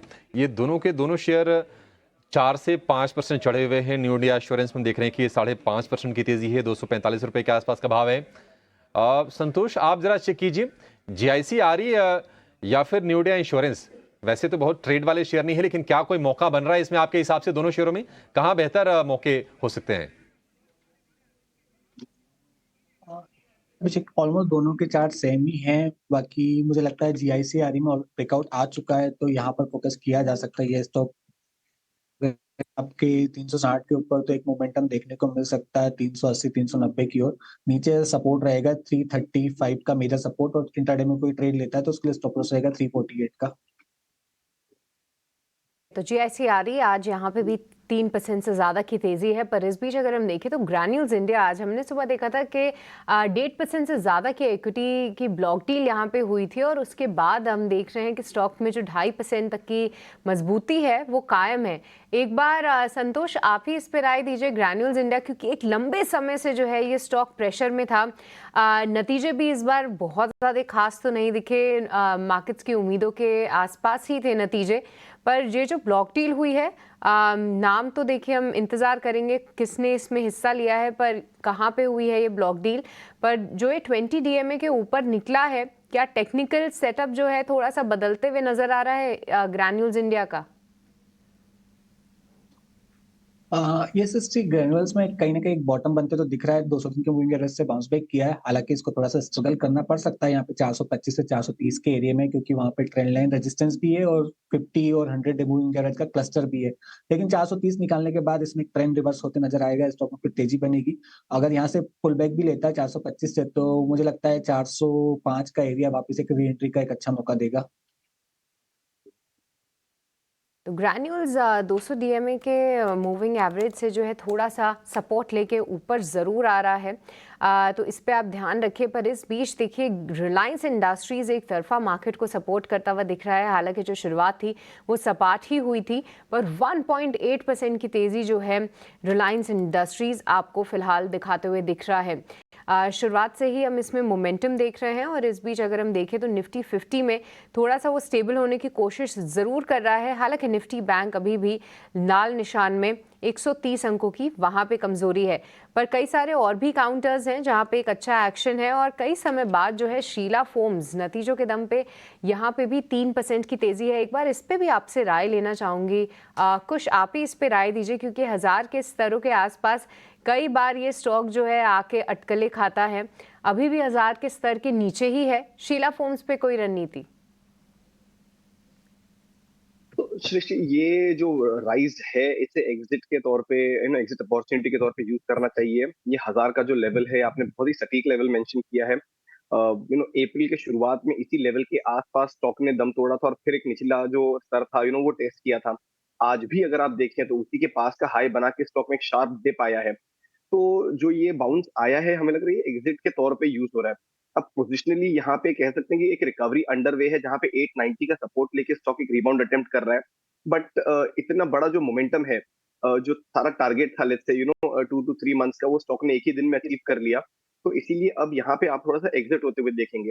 ऑन द होल किसी के पास अगर हो तो 890 के पोजिशनल स्टॉप लॉस के साथ बने रहें। There is an attempted recovery underway, but not for a momentum play, for a gradual play अगर कोई चाहे तो 890 के स्टॉप लॉस से फिर भी बने रह सकते हैं। स्टॉप लॉस से फिलहाल आप इसमें बने रह सकते हैं। पर देखिए जैसे कि इंडिया विक्स में तेज़ी है, और हम ये कई समय से हाईलाइट भी कर रहे थे हमारे दर्शकों को कि अब जो स्टॉक मूवमेंट भी आपको आते हुए दिखेगा ना, वो भी काफ़ी वॉलेटाइल हो सकता है। एक तरफा जो है उनकी चाल वन साइडेड होती हुई दिख सकती है। और इस बीच कुछ काउंटर्स पे मेरी नज़र भी गई। स्क्रीन पे एक बार लेके आइए डाबर इंडिया, क्योंकि वहाँ पे एकाएक स्पाइक आते हुए हमें दिख रहा है। 2% से ज़्यादा की तेज़ी ये काउंटर दिखा रहा है।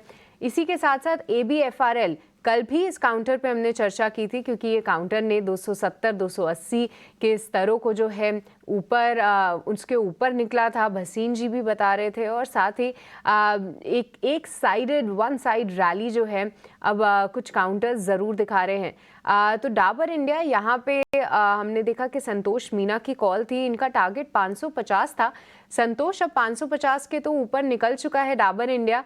क्या कुछ टारगेट्स आप इस पे रिवाइज करना चाहेंगे? ये सिस्टम मैंने ये हाईलाइट किया था कि कल आखिरी के आधे घंटे में एफएमसीजी स्टॉक्स में अच्छी डिलीवरी बेस्ड एक्टिविटी देखने को मिली थी और हम एक पुल बैक में बहुत अच्छा बाइंग मौका दिया। मुझे लगता है आज फिर से दिन होगा पूरा एफएमसीजी काउंटर्स का। आप कोई सा भी मारिको, डाबर, एचयूएल, आईटीसी सभी उठाकर देख लीजिए, वहाँ अच्छा मोमेंटम है।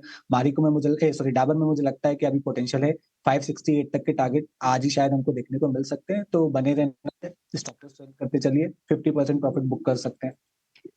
ठीक है संतोष, कि यहाँ पे टारगेट हिट होते हुए दिख रहे हैं। काफ़ी अच्छी कॉल और साथ ही यहाँ पे प्रॉफिट बुक करने की भी सलाह आती हुई दिख रही है। पर ABFRL पे भी एक बार राय जाननी है। 2% का एक वन साइडेड स्पाइक इस पे आया है। सुमित, एक बार क्विकली इस पे चार्ट चेक दीजिए, क्या आज कोई फ्रेश व्यू इस पे आप शेयर कर पाएंगे? देखिए, अगर लोअर टाइम फ्रेम की बात करेंगे तो बिल्कुल यहाँ पे एक फ्रेश मूव भी है। अगर यहाँ पे वीकली टाइम फ्रेम का देखेंगे तो एक रीटेस्ट कैंडिडेट था जिसने एक अच्छा खासा मूव दिया था। तो पोजिशनली अगर मैं देखने जाऊं तो एक ट्रेलिंग स्टॉप लॉस 268 का आप मेंटेन कीजिए। यहाँ पे लग रहा है कि टारगेट जो करीबन 330 का, ये 1 या 2 महीने के इंटरवल में आप यहाँ पे अचीव होते देख सकते हैं। तो ओवरऑल बुलिश व्यू यूटिलाइज कीजिए डिप्स को भी। ठीक है, आप देख रहे होंगे कल अडानी ग्रुप के शेयर्स काफ़ी अच्छे चल रहे थे, लेकिन आज हल्की हल्की प्रॉफिट बुकिंग भी है। अडानी एंटरप्राइज है, अडानी पोर्ट है, अंबुजा सीमेंट है, ACC है, ये कुछ एक शेयर्स आपको लाल निशान में दिखेंगे। एक और चीज़ मेरे को जो मार्केट के अंदर नोटिस हो रही है कि मार्केट ना कुछ भी, अभी आप देखना थोड़ी देर में आपको दिख जाएगा निशान इसका, ये ना एक जर्क मारेगा ज़ोर से, थोड़ा प्रिपेयर रहिएगा उसके लिए। हाँ, ये 100-150 पॉइंट देखेगा नहीं बैंक निफ्टी के तो खैर फिर भी होगा, बट 100-150 पॉइंट बैंक निफ्टी के नहीं देखेगा। तो इम्पॉर्टेंट है ये, क्योंकि इसके ना फ्यूचर भी 48,000 के नीचे जा रहे हैं और आज ये अपने लो को भी टेस्ट कर रहा है। अभी 180 पॉइंट है नीचे, ये अपने लो को टेस्ट करने के लिए पहुंच गया बैंक निफ्टी। ठीक है, बहुत हद तक रिलायंस बाजार को नहीं बचा पाएगा। सबका साथ सबका विकास चाहिए। खाली रिलायंस ऊपर रख के बाजार को कैसे चलाओगे? फिर डिफेंसिव ऊपर आ रहे हैं, तो एग्रेसिव शेयर्स का होना बहुत ज़रूरी है। देखो निफ्टी ने झटका मार दिया एक, आपकी स्क्रीन पर भी शुरुआत में करीब 8% नीचे, और अब बैंक निफ्टी भी देखो करीब 200-250 पॉइंट नीचे आ रहा है ऑलमोस्ट। बस यही एक झटके की मैं आपको बता रहा था कि झटका मारेगा मार्केट एक। और इस बीच मैं बताऊँ ये रिकवरी भी वैसी फास्ट होएगी। अगर मान लो रिकवर करने पाए ना तो देखेगा भी नहीं 200 पॉइंट को, एक लकीर से खींचता जाएगा ऊपर। आपको थोड़ा ध्यान रखिएगा, मार्केट थोड़ा वॉलेटाइल है, विक्स बिल्कुल शांत हो गया है, ये सिर्फ और सिर्फ हिला रहे हैं आपको बहुत ज़ोर से। इस तरह से जोल्टिंग हो रही है। जो कमज़ोर कड़ियाँ है ना, जिनको नंबर से जिनका मन बनता है और नंबर से जिनका मन हट रहा है, उनको ये साफ़ कर रहे हैं इस समय। ये पूरी क्लीनिंग प्रोसेस चल रही है बाज़ार के अंदर। टिपिकली बुलिश जैसा होता है ना बाज़ार, वैसा है कि इवेंट से पहले भाई कमज़ोर दिल वालों को निकाल दो बाहर। कैसे निकलेंगे वो बाहर? वैसे तो निकलेंगे नहीं बाहर, उनको जोल्ट करो, हिलाओ ज़ोर से। तो क्या होगा? वो अरे टूट गया, मैं बिका, तो वो सौदे काट देंगे। अरे अभी चला सौदे लेंगे तो वो भी साफ़ हो जाएंगे। तो दोनों लोगों को साफ़ करो पहले, तो अच्छे लोगों को सिस्टम में रखो। कुछ मार्केट वैसा बिहेव कर रहा है, तो बी अवेयर, थोड़ा सावधानी से शांति से ट्रेड कीजिए। ओवर लीवरेज मत हो, जो है उसको बचाओ, ये ज़्यादा ज़रूरी है। नया माल भरने के 10 दिन ट्रेड नहीं भी करोगे तब भी काम हो जाएगा। नितलेश पावस्कर हमारे साथ जुड़ रहे हैं, एक काम करते हैं फटाफट से एक ऑप्शंस का ट्रेड उनसे भी पता कर लेते हैं।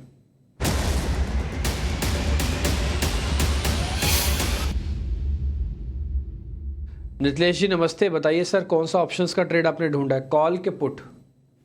देखो अभी मार्केट थोड़ा सा हायर लेवल के ऊपर है और मुझे लग रहा है कि यहाँ पे बाटा इंडिया काफी अच्छे लेवल के रेजिस्टेंस के ऊपर ट्रेड कर रहे हैं। तो अभी हम लोग 1380 का जो पुट ऑप्शन है उसको बाइंग करेंगे, 30 से लेके 32 इस रेंज में बाय करके चलेंगे। स्टॉप लॉस जो हमारा होगा वो 20 रुपए का होगा, मतलब एक रिस्क मोटा मोटी मान के चले 3500 3700 के आसपास। और यहाँ से मुझे लग रहा है कि ये पुट ऑप्शन 55 से लेके 60 के लेवल्स तक हमें देखने को मिल सकता है। क्वांटिटी कम करे, अपने रिस्क मैनेजमेंट को फॉलो करे, स्टॉप लॉस को स्ट्रिक्टली फॉलो करे। आगे इवेंट है, और जैसे ही इस स्टॉक में हमें 40 प्लस लेवल्स देखने को मिलेंगे तो स्टॉप लॉस सीधा ट्रेल करके अपने कॉस्ट के ऊपर लेके आना ही।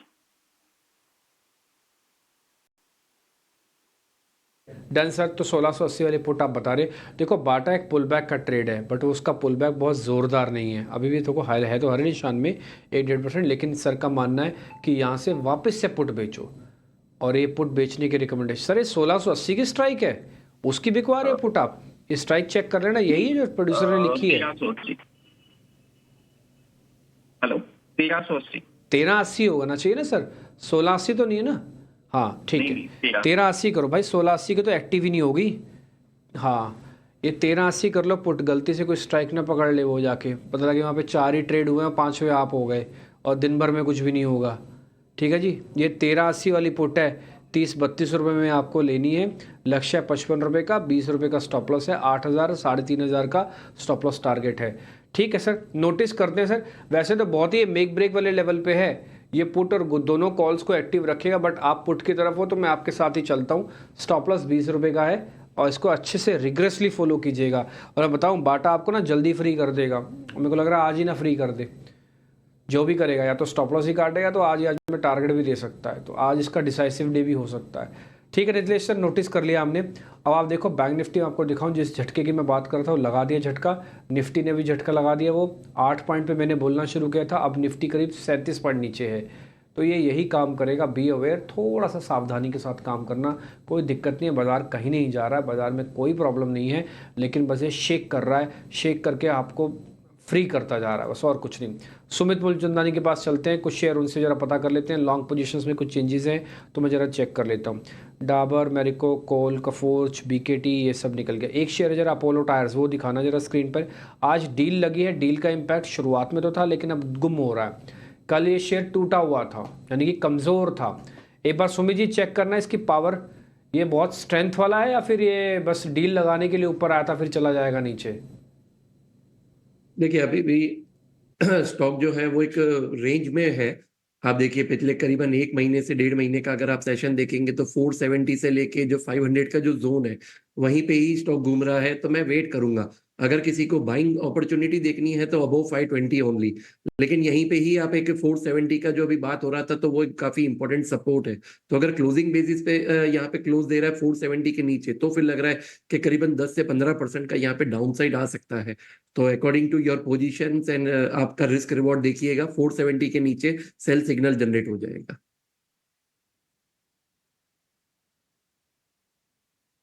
डन।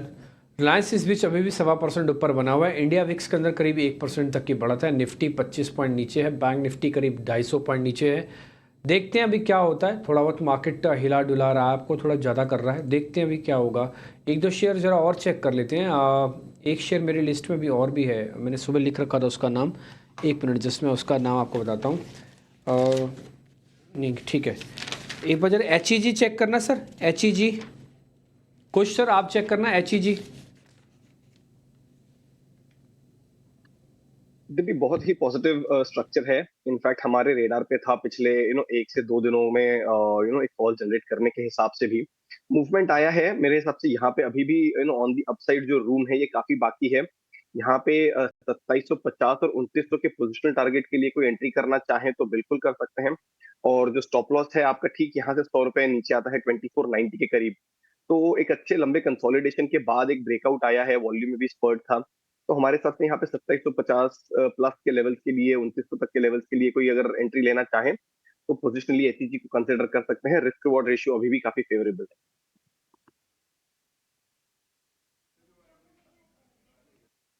इंपॉर्टेंट लेवल तोड़े हैं, पहले तो आज 48,000 तोड़ दिया। जिस दिन ये लेवल इंपॉर्टेंट लेवल तोड़ता है ना उस दिन सेकंड लेवल को जरूर टेस्ट करने के लिए पहुंचता है, मैंने देखा है ये।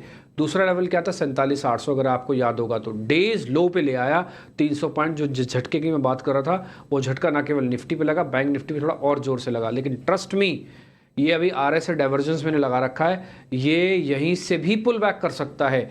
एक काम मैं करवाता हूँ, जरा संतोष सर से चेक करवाता हूँ। संतोष सर चांसेस कितने हैं कि पुल बैक भी स्ट्रॉन्ग कर जाएगा? ये जैसे नीचे जा रहा है ना सर, वैसे ऊपर भी आ सकता है, कोई बड़ी बात नहीं। हम क्लोजिंग में बोल रहे हो कि 300 पॉइंट देखो ऊपर भी आ गया बैंक निफ्टी, चांसेस कितने हैं इसके जरा ये देख लो आप। हालांकि वीक है मैं भी समझ रहा हूँ, बट मैं विक्स को सारी परिस्थितियों को देखने पे कह रहा हूँ, इसको ज़्यादा देर आप नीचे नहीं रख पाओगे।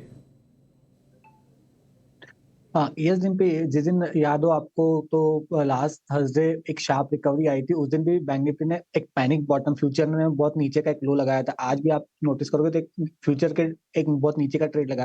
पर कभी कभी जब भी ऐसा होता है तो रिकवरी भी उतनी शार्प आती है। तो अगर आज का low Nifty, bank Nifty future hold करने में कामयाब हो गया, अभी जो लो है उसका 47,800, अगर वो होल्ड कर लिया तो रिकवरी भी शायद उतनी शार्प आए, आपको 48,300 48,400 तक की रिकवरी भी देखने को मिल जाए। तो नजर रखिएगा बैंक निफ्टी फ्यूचर के लेवल पे। निफ्टी बैंक को लेकर ये व्यू। बाजार में हम देख रहे हैं कि 25-26 अंकों की कमजोरी है। सपोर्ट जो है रिलायंस के अलावा कोल इंडिया, उसके अलावा जो भी कंजम्पशन वाले शेयर हैं, चाहे वो एचयूएल हो, ब्रिटानिया हो, आईटीसी हो, नेस्ले हो, टाटा कंज्यूमर, ये तमाम शेयर सपोर्ट देने का काम कर रहे हैं। अल्ट्राटेक, इन्फोसिस में भी आज थोड़ी थोड़ी तेजी दिख रही है। लेकिन दूसरी तरफ मेटल वाले स्टॉक्स कमजोर हैं और एनर्जी वाले शेयरों पर भी कुछ कुछ चुनिंदा प्रेशर है।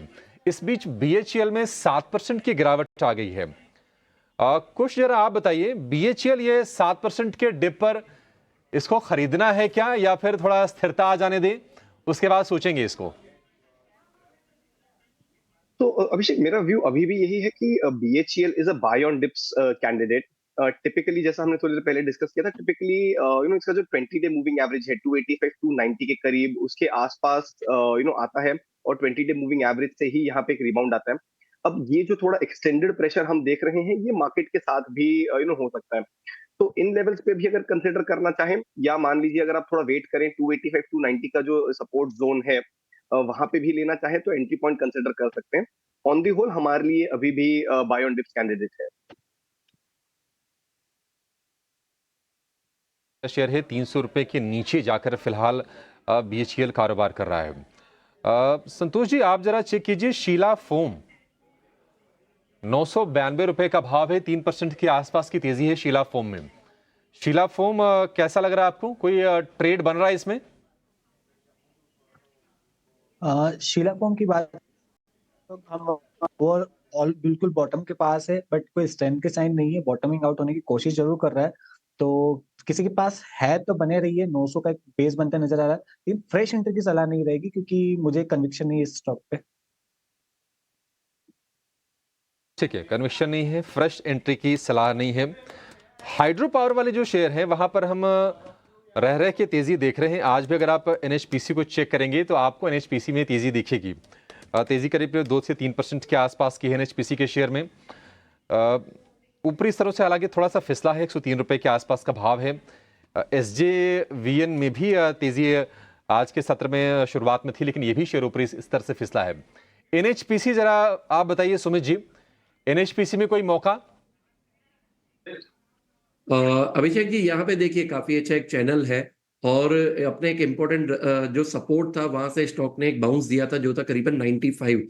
तो स्टॉक में थोड़ा सा यहाँ पे प्रॉफिट बुकिंग है आज के सेशन में, लेकिन ये एक बाइंग अपॉर्चुनिटी आप देखिए। कभी भी स्टॉक यहाँ पे आपको 100 के डिप्स तक भी मिल रहा है तो आप इसे बाइंग अपॉर्चुनिटी देखिए विद स्टॉप लॉस ऑफ 94।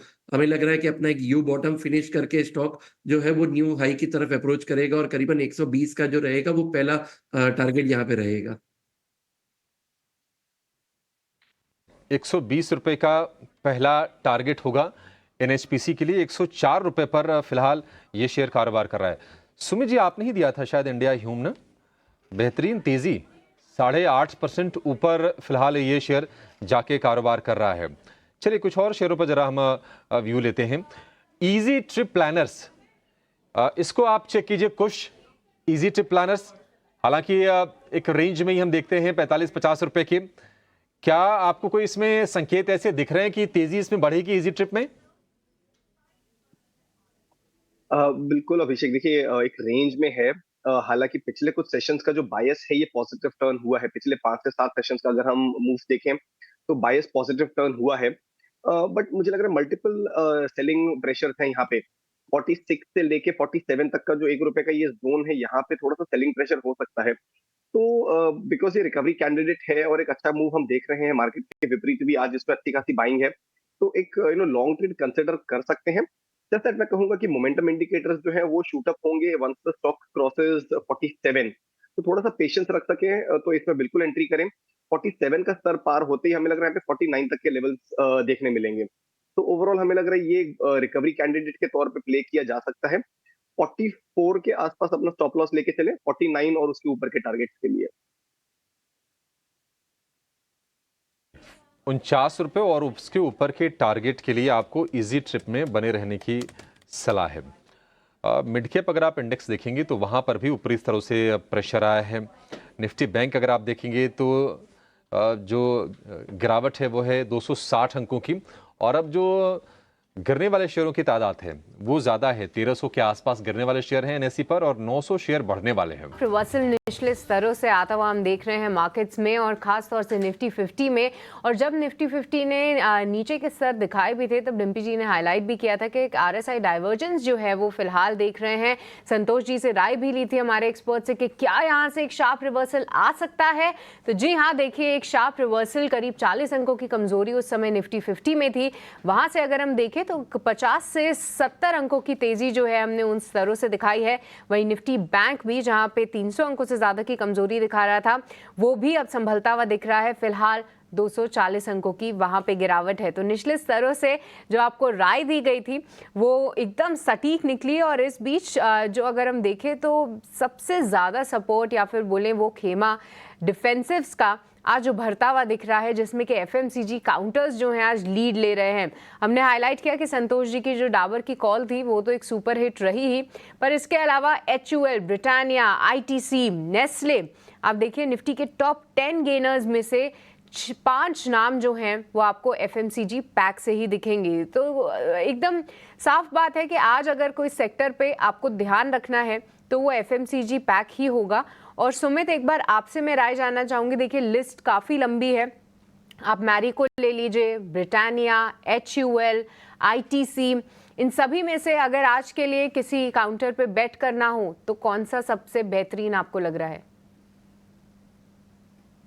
देखिए डाबर तो ऑलरेडी संतोष जी ने बिल्कुल दिया हुआ है, लेकिन जो दूसरा काउंटर रहेगा वो ब्रिटानिया का रहेगा।